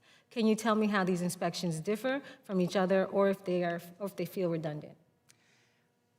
I would say that the VA survey has always been the top-notch survey for state veterans homes. I've been in the State Veterans Home Program for 23 years. It has always held the bar higher than CMS traditionally. It's also been an educational survey. So to have that VA survey on site leading into a CMS survey, we felt more prepared for the CMS survey that cannot seem as an education tool for us like VA survey. We also, to add to that oversight, some of our facilities are Joint Commission accredited as well. We also have life safety coming in, but the VA standards have always been more stringent than CMS, and we always embrace those surveys to teach us to do better for our veterans. Thank you so much for your testimony today. Mr. Chairman, I yield back. Thank you. Mr. Luttrell, you're recognized for 5 minutes. Thank you, Mr. Chairman. Good morning. Mr. Wachowski, how long have you been in your current position? Going on 6 years. 6 years. Yep. Ms. Duke? 4 years. Don't sharpen your pencil. Sir, how long have you been the IG? I've been the IG 7 years and 19 days. So I'm assuming this isn't the first report that you have received from the IG? No, it's not. Okay. Mr. Missel said reoccurring issues, accountability, breakdown in leadership, poor communication. I'm assuming that these issues have been in multiple reports that you've issued to the VA, correct, sir? That is correct. And Mr. Trulsky and Ms. Duke, and unfortunately, since you've been there long enough, this falls on your shoulders. It does. Okay, and I know the VA is a very cumbersome department, and it is a ugly machine, if you will. The IG said that... We don't call it that around the office. Yeah, the IG stated that the financial management system is not due to be integrated or updated correctly in this decade. So my first question to the panel is, are we to assume, given the amount of money we've lost over the past few years, for that to continue? Because the blame has been put on the management system itself. Sir. Yeah, so the blame is not just on the management system. I mean, it's on the people, the processes as well. I would take, we're not losing money and we have sound accounting, but we don't have all of the... It doesn't say sound accounting. It says weak accounting practices from the IG's report. Right, it does, but I counter that with our clean audit opinion. That's a and our large improper statement payments. from your sound accounting to weak accounting that's 180 out, sir. Our financial statement auditor says we have sound accounting, and they're run by the IG. So you guys aren't talking to each other. No, I think we're talking to each other. We both agree. Even with our financial statement audits, we have continually found material deficiencies, significant weaknesses, and a big part of that is the internal controls. So what are we going to do for the next 10 years, 6 years, 7 years to course correct this ship so we don't continue to lose this money? Because we up here on this panel have a very difficult job of moving money in proper places. And if we can limit the amount of fraud, waste, and abuse, it makes our jobs easier, and it's even better for the veterans. Yeah? So we're going to continue to roll out our state-of-the-art accounting system. We're going to continue to consolidate accounting in our financial services center, and we're going to continue to train people. And we will see improvement. For example, you may have read about journal vouchers. Journal vouchers last year to this year are down 55% because of the work that we're doing. Let's do this. The IG also said, and Ms. Duke, I think you said this too, that it's challenging in who we report to, who has a certain role and responsibility. Those break down in communications in silos, right? VA is very siloed, department to department. Who's responsible for creating roles and responsibilities, and then who's responsible for communicating that down and into the organization so you're well informed and that problem goes away? There's got to be a name. You're looking at him right here. I am ultimately responsible. Okay, sir, how long have you been in this position? 6 years. That seems to be a problem, sir. I'm not sure Well, we just had Ms. Duke and the IG say that there's a reoccurring issue on accountability, communication, and roles and responsibilities. You say that lives on your shoulders, and you've been in that position for 6 years. Correct. That's correct. But he also mentioned that the organizational structure is they don't report to me. I mean, it's my job to work within the organizational structure that we have. They do not work directly for me, but I'm ultimately responsible. But if I may say, although I organizationally report to the Undersecretary of Health, I don't feel like there's a lot of daylight between myself and Mr. Rychalski regarding the expectations of financial controls, regarding our cooperation on the audit, regarding our coordination to roll FMBT out to my organization. And I work very closely with my counterparts in the VISNs and in the medical centers so that we maintain frequent communication. Okay, well, at a leadership level, that if you're saying that that's copacetic, it seems down and inside the organizations where we're misallocating $187 million as a breakdown. What I would say is that the IG correctly identified that in certain incidences during the evolving concerns of the pandemic, which did demand a greater use and reliance on journal vouchers, we were not as ready as we could have been at the outset to provide clarifying guidance to our field, in part because we were still learning what the expectations were on the medical centers during the pandemic. But now that we've learned from that, we are clearer in the guidance that we issue to convert the guidance that we get from CFO into something that is useful and material to our financial folks out in the medical centers to adopt those practices. I'm out of time, sir. I yield back. Sorry. Thank you. Ms. Brownlee, you're recognized for 5 minutes. Thank you, Mr. Chairman. Mr. Missel, I wanted to ask you, in your testimony this morning, you talked about the issue of oversight and transparency and the fact that medical centers are sort of independent, and that's somewhat problematic in terms of full implementation. I'm curious for your opinion, is the autonomous nature of medical centers sort of an ongoing issue when you look at oversight issues in relationship to a lot of different policies and regulations? Is that something that sort of crops up frequently? Yes, that is a theme in a number of our reports, the decentralized nature of the governance structure. And they do benefit because a lot of healthcare is local, but there needs to be proper oversight of that, and that's where the decentralized nature sometimes fails in the oversight. Yeah, it's a frustrating point for me because I find that I understand the benefits of working independently and so forth, but when they're not complying to policies that we have passed and become law and following the regulations, it becomes a little bit frustrating. Not a little bit, a lot frustrating. Mr. Rochalski, in terms of the IT systems and certainly the issue about the FMS system, so is Mr. Delbini involved in the execution of completing that process at all? He is, or his team is, yeah. In fact, we have an IT component embedded with our IFAM's program office. Mm-hmm.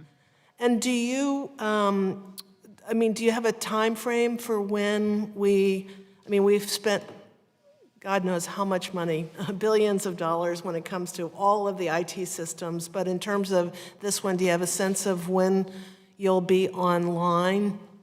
Well, we are online. This has been, in my estimation, a real success story. We've had 5 successful implementations. We have 3,000 users. We have 99.97% availability. We've processed 3.1 million transactions. We've dispersed $9.3 billion through Treasury.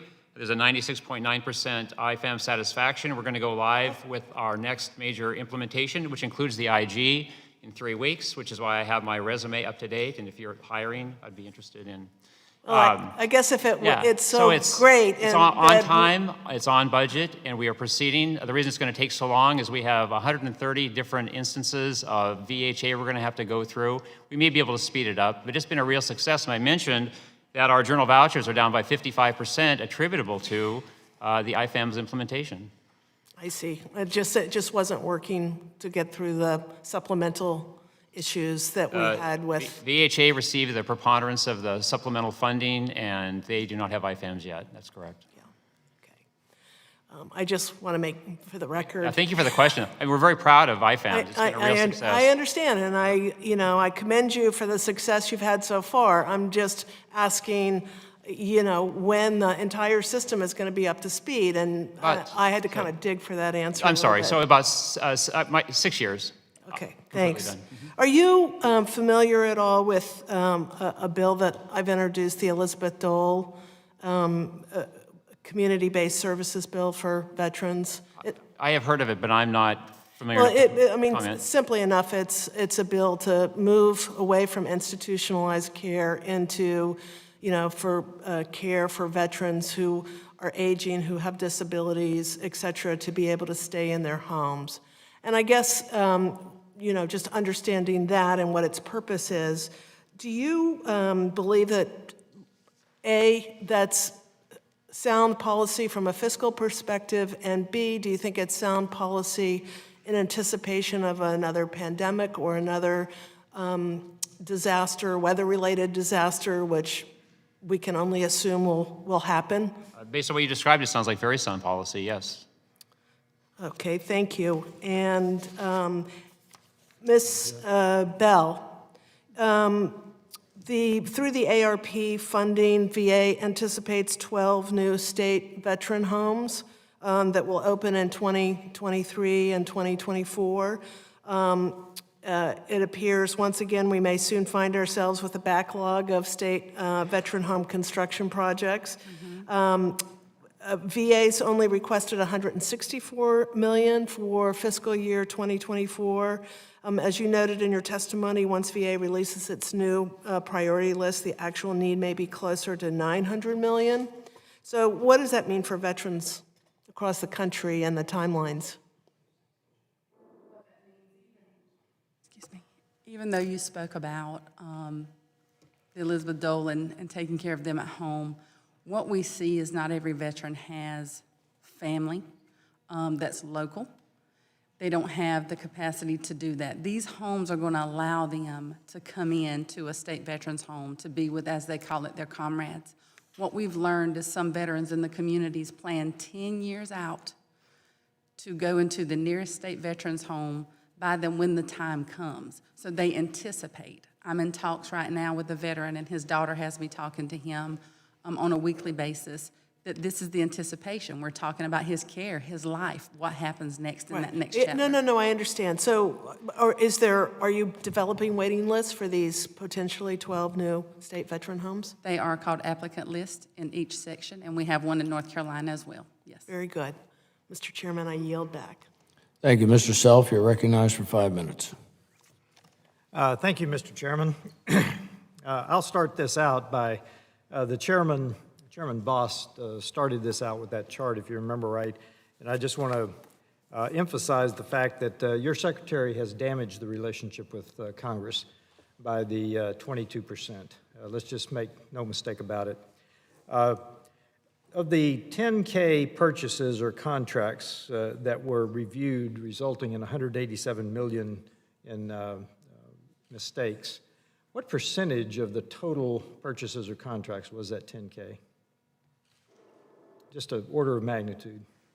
I have to take that for the record. I don't know how much of that funding was spent on payroll versus contracts. I don't have those numbers before me, so I would assume it's many times more than 10K purchases and contracts. Yep. Many times more. So the $187 million that we've thrown around here is probably a very small subset of what it actually is. Is that a fair statement? It is, yes. Okay, so the $187 million is a small subset of what actually transpired. What accountability has been held? Because there are people behind every system. I've also heard a lot about a system that's being rolled out that will help.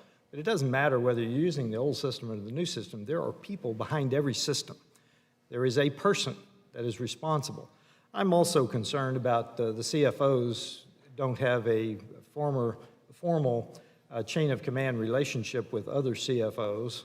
And being a military guy, that seems to make sense to me because money is one of the things that will get you in trouble every time.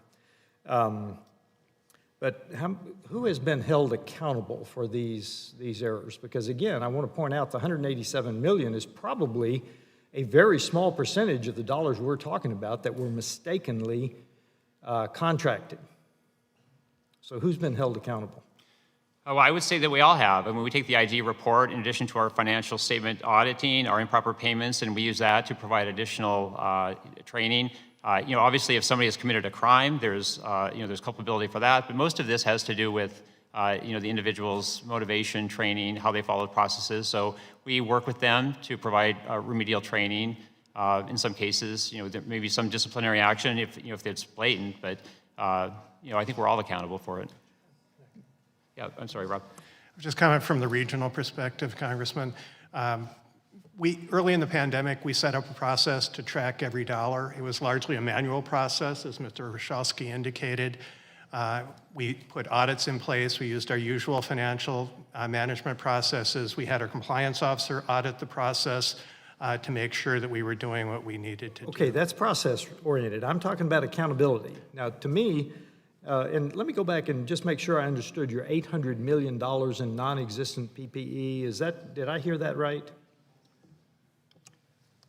A gentleman tried to sell VA $800 million of PPE that did not exist. Fortunately, we were able to get to that person before VA contracted for that $800 million. Very good. So when I talk about accountability, I mean demoted, reassigned, disciplined, formally disciplined, and ultimately fired. When I talk about accountability, that's what I mean. So who's been held accountable for anything? Well, if there are any actions that warranted that, that level of intervention, we would do so. I can't speak through the entire organization. But we take actions as appropriate as we find things. If it's a matter of they weren't trained properly, that's probably on us, and we train them. If they didn't follow policies or procedures, there could be a letter of recommendation, things like that. But you prepared, obviously, you prepared hard for a hearing before Congress about a very small percentage of transactions that were wrong at $187 million. You prepared. I know you did. And yet, that's one of the things that I think you would have been prepared to tell this committee and Congress what you've done about it. And training and processes and all is all good, but eventually people are behind everything, and accountability means what have you taken in the personnel action area to correct it? Chairman, I yield back. Thank you. Ms. Budzinski, you're recognized for 5 minutes. Thank you, Mr. Chairman, and thank you to the panelists for being here today. As we're all very well aware, the COVID-19 pandemic has had devastating impacts across the country and affected all Americans in some way. Unfortunately, our veterans who tend to have higher chances of experiencing a disability or have morbidities, due to their unique military experiences, were one of the communities most disproportionately impacted. And as has been made clear by my colleagues in the OIG report, mistakes were made on how the VA handled supplemental funds and spending related to the pandemic. I do have a few questions on that, but I also want to take a moment to highlight the noteworthy and rapid response the VA took in the face of an unprecedented pandemic. The VA helped care for over 750,000 veterans with COVID, helped over 200,000 veteran families experiencing financial difficulties retain their homes during the pandemic, vaccinated almost 5 million veterans, and reduced veterans' homelessness by 11% between 2020 and 2022. And as made clear by Ms. Bell's testimony, VA's efforts in supplemental funding was instrumental in helping state veterans' homes sustain operations, hire new staff, and build new infection control systems. That being said, I do want to touch on a few issues, a few of the issues identified by the IG report. Mr. Rochalski, as I mentioned before, there were several issues in how funds, specifically those from the CARES Act, were used. There was a lack of accountability and transparency in how the VA directed and used funds, mainly due to the VA's outdated financial management system, which I know we've been talking about. I will highlight, as does the IG report, that the controls developed to track these expenses were developed during the pandemic when decisions had to be made rapidly in order to prioritize and utilize funds for the most pressing needs. So my question, Mr. Rochalski, given that there are still at least, I think, 500 million unspent supplemental funds, what specific steps has the VA taken to improve their financial control systems going forward and have more transparency in how these funds and other funds are used? I would say the number one thing is we will and have provided more explicit guidance for the use of supplemental funding. Okay. Okay, and then what lessons, Mr. Rochalski, has the VA taken from this experience to better prepare in case there is another public health emergency? I'm going to ask Robert to answer that. He's kind of at the tip of the spear, and I think his experiences are probably the most relevant. Sure. Thank you, Congressman. The lessons from COVID are many. I think the main one is that we are able to respond as a system. I have 8 states in my network, 8 medical centers, 62 community-based outpatient clinics. All of them remained open and operating every day during the pandemic. We made sure that veterans were safe and well cared for. We made sure that employees were safe. We were able to support caregivers. We were able to reach out to community partners, including state veterans' homes, as Ms. Bell noted, in the state of Iowa and in Minnesota, where I live. We really focused on the system nature of the VA, that I operate a large integrated regional healthcare system. We moved resources where they needed to be, whether it be within my network or around the country. And we functioned for the first time in my long VA career as a fully integrated national system. And that's a lesson that we'll take into the next challenge, whether it be a pandemic or something else. Okay, thank you. My next question to the panel, the Limit, Save, Grow Act, if passed in the Senate, would rescind critical supplemental funding. This is funding we have right now, which is critically, urgently needed by our veterans across the country, specifically veterans in my rural district that I represent in central and southern Illinois, where we can build upon our community care partnerships as well as on telehealth. 2 of my top priorities. Could you share some of your insights on what negative impacts do you anticipate in rural healthcare services if this $500 million were to be rescinded? On the other side, what are some ways that funding could be utilized to promote rural veteran care?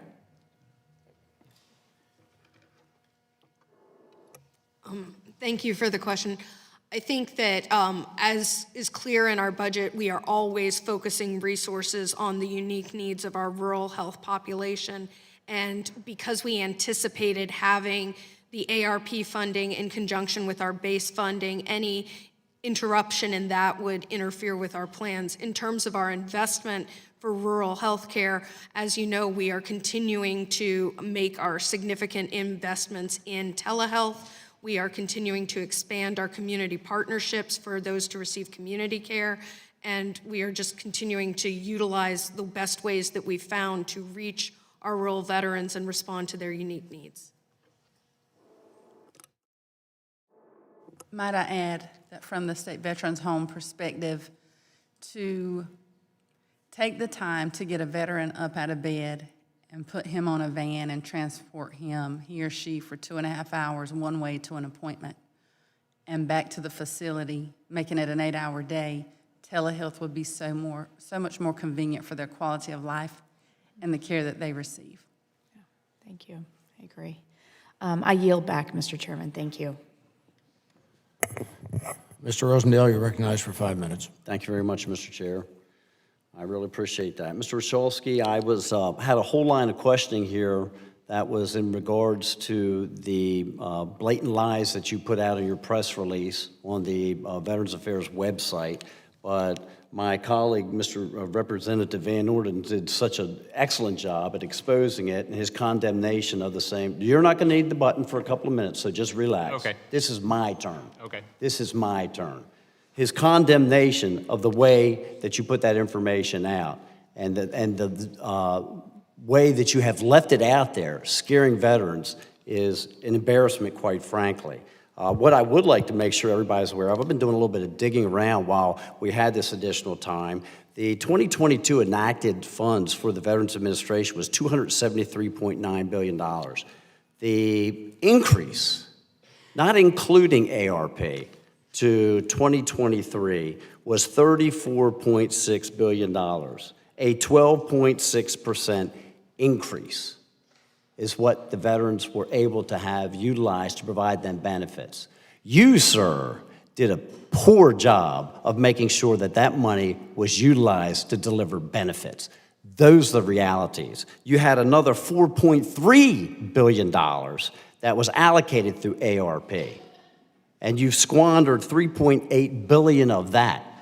And now you've got $500 million that is still not spent. So we're still talking about a total of $38.4 billion that the Veterans Administration has spent more from 22 during the fiscal 23 year. And there's $500 million that has not been used that you don't feel we should be redirecting and utilizing for other purposes, whether it's to deliver real benefits to the veterans or to help the Treasury pay the bills. That is what this room finds unacceptable. I will tell you that. And as you sit there and you brag with your snide remarks about the improper payment rates that you have improved so dramatically by 76%, which is, oh, by the way, since 2017, not since 22, since 2017. That sounds like a big number, but percentages you can't put in the bank. What you can put in the bank is dollars. And that was based upon, as Representative Keith was talking about, what it was talking about, or Representative Self, you started with $12.74 billion. So we still have improper payment on $509 million. Most people in this room find that to be an extremely large number still. So please do not sit there and take credit for dramatic improvements. As we've already demonstrated, you've been there for 6.5 years and you're cleaning up your resume. I would as well. I would as well. And I would hope that there weren't many people out in television land listening to your prior performance, because I don't think a line will be forming to pick up that resume. Let me ask you about an example from the OIG report on page 8. A medical facility did an expenditure transfer totaling $714,000 for nurses' salaries. That's a perfectly valid way to spend COVID supplemental funds. The problem is, when the OIG asked for the documentation showing how much money was actually paid out, and who approved it, the VA had nothing. Their response was the person who processed it retired, so they don't have any of the documents. This is no way to run a business or an agency. Polish up the resume, Mr. Ryszewski. Were you able to establish whether the $714,235 or a different amount was paid out? I have not looked in that specific case yet, no. The COVID-19 pandemic has long been over. President Biden even recognized this reality by signing H.J. Resolution 7, which terminates the National Emergency Declaration. Despite this, the Montana VA is still enforcing an unscientific mask mandate. The Montana VA is still denying veterans care over their unwillingness to wear a mask. How many veterans have had their care delayed or denied as a result of this arbitrary mandate? I do not know, sir. How much has the VA spent implementing and enforcing this mask mandate? Take that for the record. The mandate is the exact opposite of what the supplemental funds were intended to support. Do you think it's better to use the funds to enforce a senseless mask mandate than it is to actually use those delivering health care to our nation's heroes? That's out of my lane. That's a healthcare question, sir. Mr. Chair, thank you so much. I yield back. Thank you. Congresswoman Ramirez, you're recognized for 5 minutes. Thank you, Chairman and Ranking Member Takano. I really appreciate that we're holding today's hearing. I additionally want to express many thanks to every one of the witnesses for joining us today and engaging in a very critical and lively discussion today. So we've been talking about COVID-19 and the pandemic. And during the public health emergency, the Department of Veteran Affairs homeless programs acted quickly to bring veterans indoors and to decongregate shelters to reduce the spread of COVID-19. The VA utilized funding to pay for hotel and motel stays for veterans experiencing homelessness to enhance housing navigation resources. So this question is for the gentleman of the hour here, Mr. Richalski? I got it correct? Okay. Call me John, yeah. I'm big on honoring people's name. Delia Ramirez and you're Mr. Richalski. How did the use of COVID funding in this way streamline VA's ability to move veterans into permanent, stable housing during the pandemic? I wonder, Robert, you want to probably more on-the-ground experience than I do? Thank you for your question, Congresswoman. In answer, it was very helpful. As I indicated, across our vision, we were able to quickly move veterans out of congregate housing into hotels, motels, other more secure places. We were able to utilize the funding for transportation of veterans to get them to appointments or to other things they needed. We were able to address food insecurity issues with some of that funding with homeless veterans. So clearly there was a benefit to veterans and to homeless veterans in particular from that. Thank you, Robert. And I know, Ms. Duke, in the conversation with Congressman Levin, we talked a lot about homelessness and the impact of some of these resources and helping drop that number. He mentioned we were at about 37,200 and something people experiencing homelessness, and that number has dropped to 33,000. And I couldn't catch the last number of it. But you had also indicated, as we talked about some of the funding that you have for this upcoming budget, a real commitment to continue to reduce that number in the 24-25 budget. Tell me a little bit of the projected goals you have around the reduction of homelessness for our veterans. Thank you. So in addition, I would say the core of our homeless is our coordination with Housing and Urban Development. So we continue to provide support services for their HUD-VASH vouchers to ensure that those vouchers are utilized and that veterans are connected with them. We are continuing to make investments in providing telehealth to homeless veterans, whether through devices, but to make sure that they're able to meet their appointments. We are, as we've mentioned, working with you all on which of the authorities that were extended under the public health emergency that make sense outside of a public health emergency to continue to reach those veterans and enable us to utilize those dollars for investments that are what veterans really need. Great. Thank you, Ms. Duke. And I know that throughout the hearing today, we've heard a lot about how the pandemic has ended and how we are no longer impacted in a real way around COVID-19. We also know, however, that long-term effects of COVID, otherwise known as long COVID, are still being studied. So this question could be for Mr. Richalski or any of you. Will you tell me how the VA would use COVID-19 supplemental funding for research efforts on long COVID? Before you answer specifically, I'm interested in knowing how it's affecting the underserved veteran populations and what mechanisms the VA has created to stay on top of changing variants. So I'd like to take for the record specific investment in underserved populations, but I can say that we did utilize ARP resources to add on to our already robust base medical and prosthetic research investment with a specific focus on what we could learn about the COVID pandemic. We are continuing to track veterans who experienced COVID to learn better about long COVID. We are utilizing the lessons that were learned in terms of preventing any contagion, not just COVID, from spreading throughout our facilities. Thank you. And this is a final question to Mr. Richalski. We've talked a lot about the budget and any cuts to the budget. So quick question, yes or no. Any cuts to the VA budget, would it result cuts to veterans? Absolutely. Any cuts to the budget, would it impact housing services, food security for veterans? That's what I figured. Thank you, and I yield back. Thank you. Mr. Crane, you're recognized for 5 minutes. Thank you, Mr. Chairman. Appreciate you guys being here today. Let's start with Mr. Richelski. Sir, do you know what percentage of the VA budget is spent on mental health care for our veterans?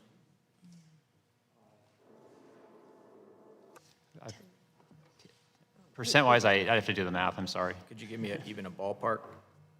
Anybody up here? I mean, that's a pretty broad question. On the delivery of care, it's upwards of $10 billion. $10 billion? Yeah. I asked for a percentage. Do you have any idea? Of the overall VA budget? Yep. It depends on what the denominator is. I take it for the record to give you an exact percent. You what? I would take it for the record to get you an exact percent. Okay. Next question. Is anybody on the panel, does anyone believe that betrayal, humiliation can lead to depression and poor health care for our nation's veterans? Anybody at all? I see you shaking your head, Mr. McDivitt. Betrayal, humiliation, can that lead to depression, poor health care for our nation's veterans? Yeah, I'm not a clinician, Congressman, so I can't comment on that definitively. Do you have common sense, Mr. McDivitt? I can say that a significant amount of our care is provided for mental health, and that's certainly the case in our vision, where between, depending on the facility, 15 and 25% of veterans are receiving mental health services. Yep. Do you think that betrayal, humiliation might be a part of that mental health? Yeah, again, I can't comment on that. Anybody at all? What about you, Ms. Bell? Does that sound like something that might cause mental health issues in our veterans? Our veterans are very outspoken, and they have to be able to trust their caregivers. So we have to develop and cultivate that, and when we don't, there are bad outcomes, yes. All right, that's not what I asked. Are any of you guys aware that 73% of our Afghanistan veterans feel betrayed right now? About 67% feel humiliated because of our withdrawal from Afghanistan. I mean, you guys are Veterans Affairs, right?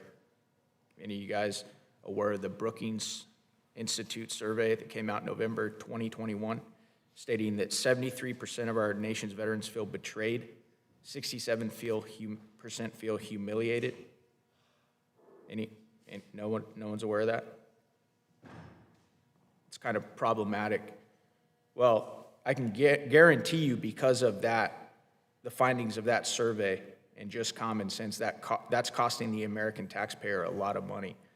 Knowing that, and since none of you guys even knew it, I'm going to ask the follow-up question anyway, so I can look at more blank stares. You think this president, commander-in-chief, should own any of the impact and cost on our veterans' health care? and the tax dollars that are going to have to be spent because of their decreasing health care because they feel depressed, humiliated, and betrayed? Does anyone think that the commander-in-chief should take any ownership of that whatsoever? Great. More crickets. You know, Mr. Rychalski, I'm gonna double tap on something that my colleague, Mr. Van Orden, and Mr. Self were pushing on. The Secretary of the VA has done tremendous amount of damage with the relationship with not only Congress, but also to our nation's veterans by lying to them about our spending cuts and our spending package. And I want to go through some stuff with you because I was in many of the conversations that were going over that, sir. The Republicans were actually trying to target our cuts towards, and go ahead, feel free to take notes since I don't think that you're aware of this based on some of your previous testimony. We're going after the REINS Act. Are you familiar with what that is, sir? I'm not. Okay. IRS agents, the funding for the 87,000 IRS agents, doubling that. Yeah, we were going after that. We also went after student loan bailouts. We don't think that the American taxpayer should have to pay for everybody that, applies for a student loan. Also, the Inflation Reduction Act, also known as the Green New Deal Light, we're going after that as well. We don't think that American taxpayers should have to be funding the destruction of our energy dependence in this country. So the reason I say that is because our cuts are actually very targeted. Not once did anybody in this conference, any Republican, in any phone call that I was on, in any meeting that I was ever at, say anything about cutting veteran health care. But you all took it upon yourself to play political games. And you might have thought it was effective initially because you stirred veterans up. Congratulations. Congratulations, you did. But I'll tell you what you really did. You destroyed your integrity. And you're going to see that come appropriations time where we don't cut anything. You guys will be proved once again to be dishonest and misleading. Thank you. I yield back my time. Mr. Mervan, you're recognized for 5 minutes. Mr. Missel, one of the recommendations your office made to the Undersecretary for Health is to establish guidance to support the amounts identified in the manual journal vouchers. Is the issue with the guidance and the standards for these manual journal vouchers limited to expenditure of the supplemental funds?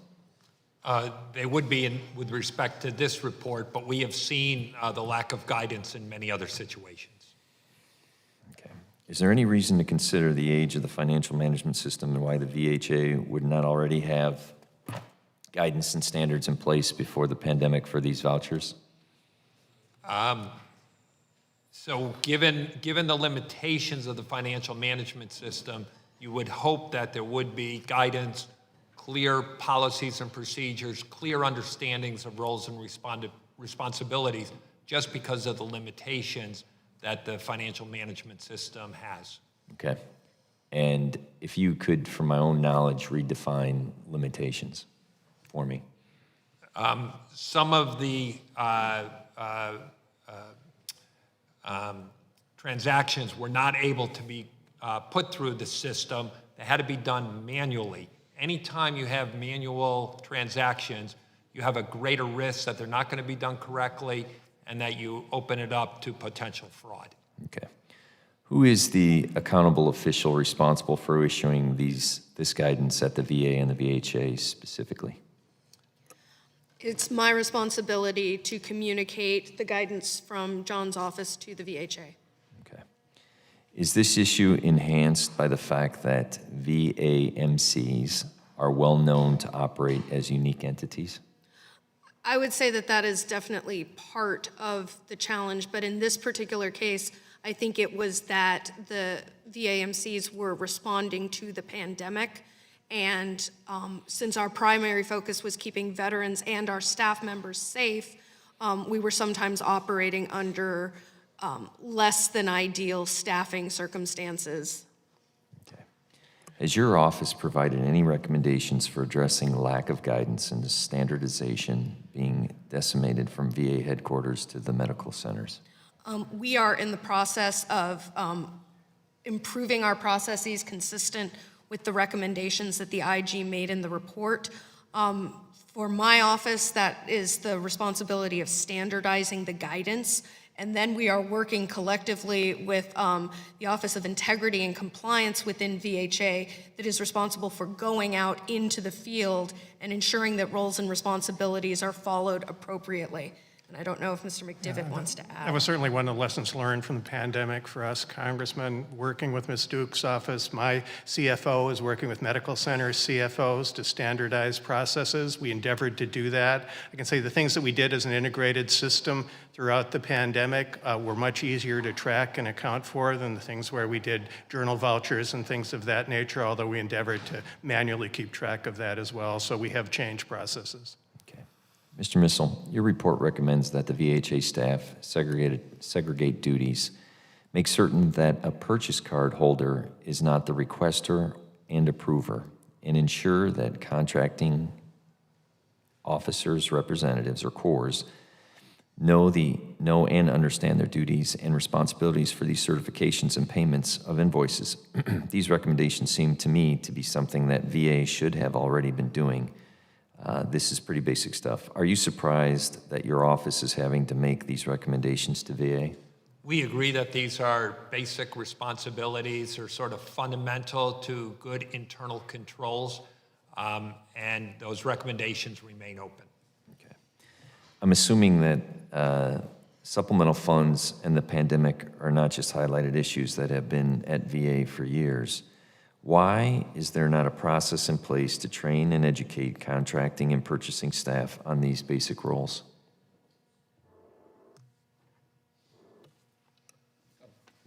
There is, and you're right, those are basic functions, and we have to test it and provide remedial training, sometimes disciplinary action. You're 100% correct. Yep, it's variability across the system that we continually try to fix. But I would say during the pandemic, the increased reliance on journal vouchers, because when we receive supplemental funding, what is automated is no longer able to be taken advantage of.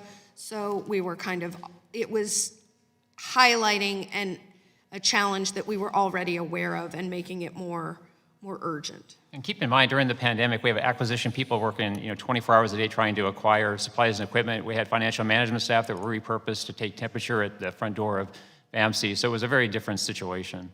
Okay. With that, I yield back, Chairman. Gentleman yields back. Representative Mace, you are recognized for 5 minutes. Thank you, Mr. Chairman. I want to thank the ranking member as well, and I want to thank General Bergman for letting me slide in here to ask a few questions before I have to leave today. I wanted to take a moment also and thank the VA Appropriations Committee for writing their bill, which fully funds the Department of Veterans Affairs, despite the continued comments from the administration and from the left that Republicans don't want to fund or want to cut funding from veterans. Nothing could be further from the truth. And some of you up here today have participated in a bed of lies, bullshit and lies regarding the debt ceiling. And quite frankly, it's extremely disrespectful to our veterans to posit or even to accuse us of wanting to cut VA benefits. None of us up here on the left or the right, Democrats or Republicans, want to do that. We are concerned about the lack of accountability, waste, fraud, and abuse within the VA. I am also concerned with that enormously. And looking at the COVID supplemental funding, as we've been discussing today, the fraud and abuse in that is appalling. The VA received roughly $40 billion in extra funding between 2020 and 2021. When the OIG audited $14.5 billion of the money, the OIG found the record keeping was usually incomplete. It was not signed. There were a lack of descriptions of purpose, no documentation, in some cases none at all existed. So I have a few questions this morning. Mr. Missel, my first one is for you. Did your report say the VA struggled to account for CARES funds, failing to maintain audit trails for majority of internal transfers, failed to adhere to internal controls, and 10,000 plus supply purchases or service contracts worth over 187 million, yes or no? Yes. Thank you.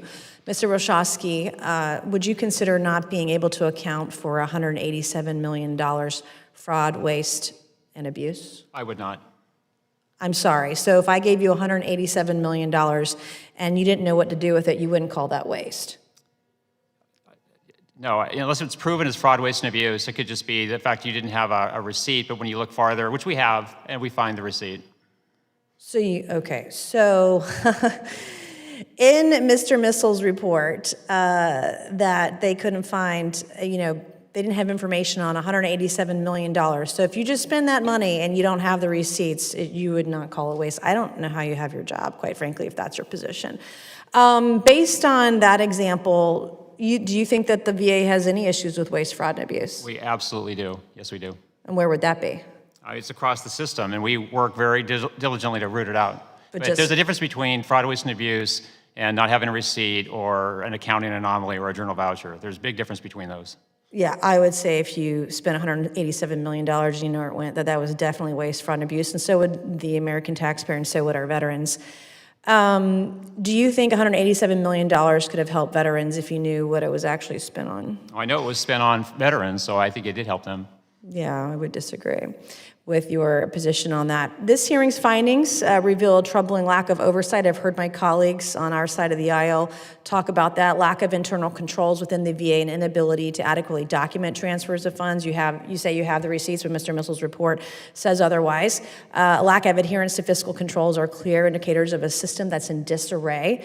These shortcomings can't be ignored as they've been a result of the inability for the VA to account for significant sums of money. We have many veterans on our committee today, and I concur and agree with the frustration that they have. Almost every one of my family members has either been through the VA or will be in their future, because almost all of them have served, and they deserve so much better than what they're getting today, particularly with the chip that you have on your shoulder and your testimony before this committee. Maybe leave it at the door next time. Thank you, Mr. Chairman, and any extra time I have, I will yield to General Bergman. Thank you, and I yield back. General Bergman, you're recognized for 5 minutes. Thank you for the lady for yielding, because then I'll consume as much time as the chairman will allow. Bad news doesn't get better with time. That's a fact. So let's start with a little trivia question here. Anybody here in this room know who the Army Corps of Engineers reports to? No one. So when you think about, why would I start at a Veterans Affairs Committee hearing with that statement? When you are an entity that may be good folks working hard in that entity who is not accountable to any entity or person above you, you have a natural tendency to make life about you and your priorities. I chose to speak last here today, if you will. The chairman accepted here for closing remarks. But having had the gavel on the Oversight Subcommittee during the 115th Congress, I've heard a different level of BS today that was more convincing than I've heard in a long time from some of you. Now, I would just, don't you think, according to one of the questions where who responded, Mr. Wachowski, as far as the veterans reaching out about, they were reaching out to you all about the cuts, don't you think maybe we'd have cut down or maybe eliminated that outreach if we hadn't lied to them on the front end about the 22% cuts in the Limit Save Grow Act, which we know is not true, never has been, never will be. You've got a lot of members of this committee, both sides of the aisle, who've put their country first before anything else. That's not a core competency of any bureaucracy, any bureaucracy. We need not only accountability, we need you to just flat out be truthful with us, okay? That's all we're asking for. Because while you may not report to us, in the end, we all report to the veterans. Us as elected members of Congress, you as people work within a system that has the arguably second largest bureaucracy in the federal government, second only to DOD. And guess what, where those veterans come from? They come from being fed a line of baloney, sometimes within the DOD during their service. So they get a little tired of being, I'm not gonna say lied to, but just being pushed sideways for the wrong reasons. So, let me Let me ask you a question. Mr. Missel, I'd rather ask questions than talk, but I felt compelled to speak after hearing this. Could you, going back to who reports to who, could you repeat your statement regarding who doesn't report to who within the VA? Did I get right that you made a couple of comments about lack of reporting? Yes, I did. So within the VA financial management structure, Mr. Richalski is the CFO of VA. However, the line CFOs from VHA, which is Ms. Duke, VBA, and NCA do not report to Mr. Richalski. Similarly, under Ms. Duke, within VHA, while she is the CFO of VHA, the CFOs of the VISNs, the CFOs of the medical centers do not report up to her. You know, when I first started looking at, and this is before being elected to Congress, the VISN system, I wondered how it would, worked, being VISNs having a lot of independent ability to do their business. At first, I was a little concerned that that may be a bad thing, but I would suggest to you that what I've seen over the last 6+ years is that a healthy VISN competition to see which VISN can do things better so that the other VISNs can advance the end product for the veteran. So I'm not proposing it at all, changing the VISN system. But I also believe that under the leadership of the VA, and I don't know if any secretary of the VA can do that, whether it was Secretary Wilkie, now Secretary McDonough, their biggest concern in knowing both of them is the veterans, but their also concern is they understand the lack of responsive nature of the bureaucracy. I'll just close by saying, stop trying to feed us a line up here. We're eventually going to find out, and it's not going to be pretty for you, but it's going to be good for the veterans. Mr. Chairman, I yield back. Thank you, Mr. Bergman. Representative Siscomani, you're recognized for 5 minutes. Thank you, Mr. Chair. Mr. Richalski, the Department of Veteran Affairs has continually received record high annual appropriations. I sit on the Appropriations Committee, and in fact, House Republicans just published their Milcon VA appropriations bill, which not only meets the administration's request, but it provided an $18 billion increase from the previous year. Let me repeat that. It includes an $18 billion increase from fiscal year 2023 numbers, which shows Republicans' commitment to veterans, in spite of the misleading and irresponsible statements from Secretary McDonough, which impacted our veterans more than anyone. So I think we can all agree that our veterans deserve access to all the resources and benefits that they have earned. Now, in my community of Tucson, we are home to the Tucson VA Medical Center, and I consistently hear from my constituents about the high-quality care they received, and I'm all for maintaining our medical centers well-funded. Now, in light of the continual high levels of regular appropriations, could you please explain to me why the VA needs to spend the remaining supplemental funding set aside for COVID-19 related purposes when the COVID-19 public health emergency is now over, especially non-recurring maintenance projects that you're not able to execute by the end of the year?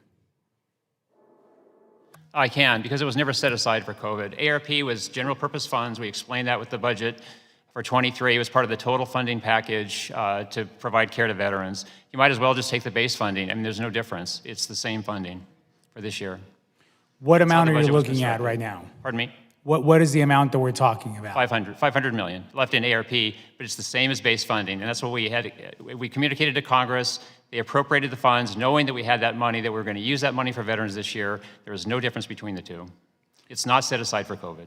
You're telling me that that money was not set aside for COVID-related purposes? It was not appropriated specifically for COVID. It was not set aside for COVID, and we made very clear, and Congress knew that, and they appropriated the funds this year. And can you tell me where the misunderstanding comes from? Why is this the common notion and knowledge about these funds? Well, it's in the appropriation law, sir. Expand on that. I'll send you the appropriation law. You can read that it does not say it specifically for COVID. It's based on statute for healthcare. Now, in the OIG report stated by Veterans Health Administration, quote, needed to establish a method of tracking and accounting for COVID-19 related costs. It's a quote. Correct. And the agency developed multiple memos, alerts, and questions and answer documents, but none of these documents addressed oversight of transaction processing. Also in the report, it states that, quote, the OIG estimated that in 93% of the transactions, documentation of the medical facility staff's authority to make COVID-19 related purchases was missing. I understand you have your own audits, and I see that under Secretary of Health concurred with one of the recommendations in the OIG report to require medical facility staff have documented authority through proper delegation to make purchases. Can you explain how you will implement this and make sure all transactions are documented? And can we expect these recommendations to be implemented with the remaining American Rescue Plan funds? Yeah, I think I'm going to refer to Ms. Duke. I think 8 of those recommendations were for VHA and for their implementation at the field. Yes, and so what I would say is we are in the process of creating clarified guidance, not just for the ARP, but for all of our journal voucher transactions to ensure that the field is well aware of the expectations of clarifying the purpose.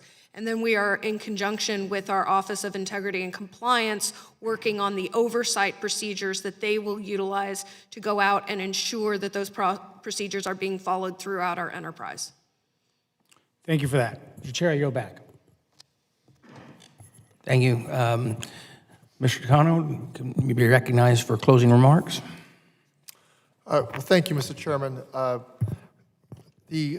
glad that Representative Bergman raised the issue of how different leaders within the VA report to the CFO, and I just want to point out that our bill, I think, proposes a solution to the reporting issue by creating an undersecretary level position on management. I certainly am frustrated by the elements within the IG's report related to the transparency or the lack of transparency due to the continued intensive use on the manual nature of our transactions. I hope that VA, and I want to send a message that VA does need to implement the new financial management system faster than they've announced, and that's very important. But, Mr. Chairman, I also want to respond, I think, to the charge that the VA has been politicized by so-called falsehoods and lies surrounding the Limit, Save, and Grow Act of 2023, which every Republican on this committee voted for, which is in reality the Default on America Act. During its passage, the majority created a nexus between raising the debt limit, which is about paying America's already incurred bills, and the appropriations process. They should be completely separate things. The debt limit should be the debt limit, and we should not question our ability or question whether or not we're going to pay those bills. And it should not be used as leverage in order to determine the spending priorities or policies of this Congress. That has always been negotiated. And there should be a compromise. Each side should be able to weigh into that process. But it should not be an all or nothing proposal or proposition that we get everything we want because we're going to threaten not to pay America's bills. That is just simply wrong. It's unreasonable and it is extreme. At the time of the passage, the majority laid out the principle of 22% cuts across the discretionary spending in our country. That amounts to about $142 billion. $142 billion is one estimate, what that means. So the majority is saying we're going to cut $142 billion. And at the time that the bill was moving through the House, nowhere in that bill, nowhere in the Default on America Act, was there any protection for VA spending. That, at the time, we provided the analysis. So VA helped us with the analysis. They had an analysis. We had analysis coming out of our appropriators, the Democratic appropriators, that would mean a $30 billion cut. And that is where we get the 30 million outpatient appointments that would disappear and be cut. At a time when we are trying to meet 3.5 million newly eligible veterans for health care in the PACT Act. 3.5 newly eligible. And the president said, we're not going to phase in these eligibilities, we're going to do it all at once. What was mentioned is that, well, let me just finish my train of thought here. Also at the time of the majority, they laid out at the time of passage of the bill, the majority laid out the principle of a 22% cut to discretionary spending, which amounts to about $142 billion, making no protections for VA spending, even as, in order to get the votes to pass the bill, there was language written to the bill to protect ethanol subsidies. So ethanol subsidies were important enough to protect in language, but no language in this bill was written in to protect the VA budget, which is the second largest federal department. Only after attention was called to the logic of the 22% cuts to the discretionary budget and the impact on VA's budget did Republican appropriators produce a Milcon VA mark to fund the TEF at $5.5 billion, and as was said, the overall VA budget was about $80 million more. But let us remember that the 3.5 million veterans, the VA says in order to be able to actually take care of the spending necessary to take care of toxic exposed veterans, that they need $15 billion. So 5.5 billion versus 15, that seems like a big hole in terms of underfunding the VA. So the majority now believes that the Milcon VA mark is a successful jujitsu move that proves that they have protected veterans from their share of the $142 billion cut. But what's not been laid out is how much is going to be cut from defense, or is defense going to be held harmless? There is, I think, a very difficult situation, as evidenced today by the fact that 4 subcommittees on appropriations have canceled their markups today. Because they can't figure out, well, if you're going to give VA this much money, how much is going to be allocated to labor HHS and transportation, and also defense? So if you're going to hold defense and VA harmless, let's think about what those cuts are going to mean to these other categories of spending. And mark my word, veterans are going to be harmed if we cut Medicaid to the tune that the logic of their cuts would mean. Veterans are going to be hurt when HUD VASH vouchers aren't available so we can house homeless veterans. And by the way, all this talk about unspent Inflation Reduction Act money, or unspent American Rescue Plan money, the $500 million of unspent American Rescue Plan money. I want to just remind the committee again that there was never a link to the public health emergency and the American Rescue Plan funding. And indeed, this notion that these two things be tied together is being reinforced by an extreme logic. And that extreme logic is being played out in the fact that this committee could not find the will in the majority to renew or extend authorities that reduced veteran homelessness by 11%. And why? Because it's got to fit into this ideology that all this unspent money is going to be clawed back and is part of this limit, save, grow logic. Meanwhile, who is paying the price for that? Who's paying the price for that are the homeless veterans that we can still take off the streets. Who's paying the price for that is our Americans all across the country who don't want to see veterans homeless. And we're talking about $6 million that we could have together worked on to find a solution for. So, look, the Milcon VA mark is not a settled matter. It's not as if that is the truth, because we have no visibility into what the other 11 subcommittees and appropriations have got to do in order to meet this $142 billion cut. With that, Mr. Chairman, I yield back. I thank the gentleman for yielding, the ranking member.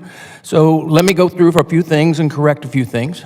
One, the situation as far as when the floor debated the Save Grow Act, we already had in record a letter from the appropriators, the chairwoman of the appropriation, that VA would not be cut.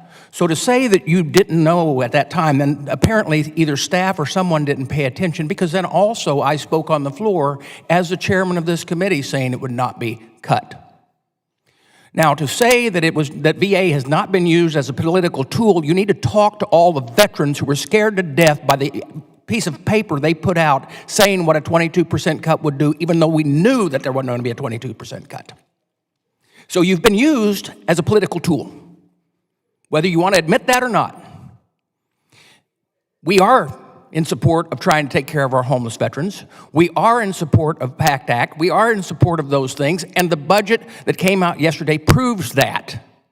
Now, in response to why there are not budget meetings going on now, it's because there's a negotiation between the President of this United States and the Speaker of the House of this United States. Because when we come together to work on a budget, we need a bottom line. We do not have a bottom line, and that's the normal process. When the three get together, the Senate, the House, and the President, this is the process. To act like that process is not part of it, and that's why they're not meeting right now, is because until we get that bottom line, we don't know where we're negotiating from. You are right in the fact that the debt limit is a separate thing, but the thing is, and I think it explains best whenever we say that a debt limit is similar to whenever you've sent your child off to college and they've maxed out the credit card. And when they maxed out the credit card, you got two choices. One, you got to pay it. That's not an option. You got to pay it. Or you just look at your child and go, hey, just keep spending like that, it'll be fine. Or you can finally get somebody to the table with your child and go, hey, you're going to stop this spending. So that's what we're in the middle of negotiating and doing. But I've got another concern with the VA, and I'm not even going to ask for an answer, but I'm going to tell you how this sounds. When you explain that you don't think that the COVID money was specifically directed towards COVID and you could spend it anywhere you want, well, let me tell you the problem that exists with that. If you can remember, the first COVID bill was $60 million. And that was the response, quick response. And then we came back with the CARES Act, and that was 19.6. Now let's put in perspective what exactly happened before this committee in November of 2020. In November of 2020, we had lost the majority of the Republican side, and the president was switching over to President Biden.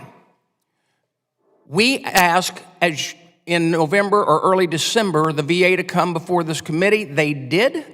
And we said, how much money of the CARES Act is still available, and are you okay? And the answer was $10 billion. Yes, we're fine. We don't need any more. We don't need any more. That's exactly what we said. It was said before this committee. Then we come forward.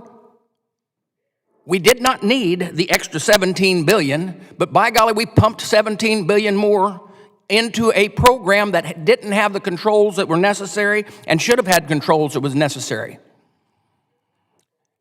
And now you tell us, no, we can really spend that any way we want. Well, let me tell you, this bothered me when you said that, because the chairman, or the secretary came before us a few months ago, and we asked, both myself and the ranking member asked, Why in the world would you use the TIF money for construction? And the answer was, because you gave us the authority to. People, you need to understand, we've got to be responsible. Both sides of the aisle. And just to come in, this is why people are so frustrated with bureaucracy. Because you can't see the common sense of saving and being sensible. And a lot of those things that you're talking about providing for don't provide squat for the veterans. They provide a lot for the agency, but they don't provide squat for the veteran. And have you come before us and then all of a sudden ask, oh, we're doing exactly what we're supposed to be doing. No, you've got to be accountable. And our job is to make you accountable. Now, I appreciate the opportunity for you guys to come in here today, but I'm going to tell you this. This is all demonstrated that we should continue to closely examine everything you do. We need to make sure that the money is being spent wisely. And you can say it's a paperwork error, you can say whatever, but that's why we have oversight. And the taxpayers require us to do that. And I'm no offense to the sailors, but the last 3 years during COVID, we've spent money like drunken sailors. And the oversight has not occurred. And it is going to occur. And we need to make sure that that oversight is there, and we're going to continue to do that. With that, I want to thank everyone for being here.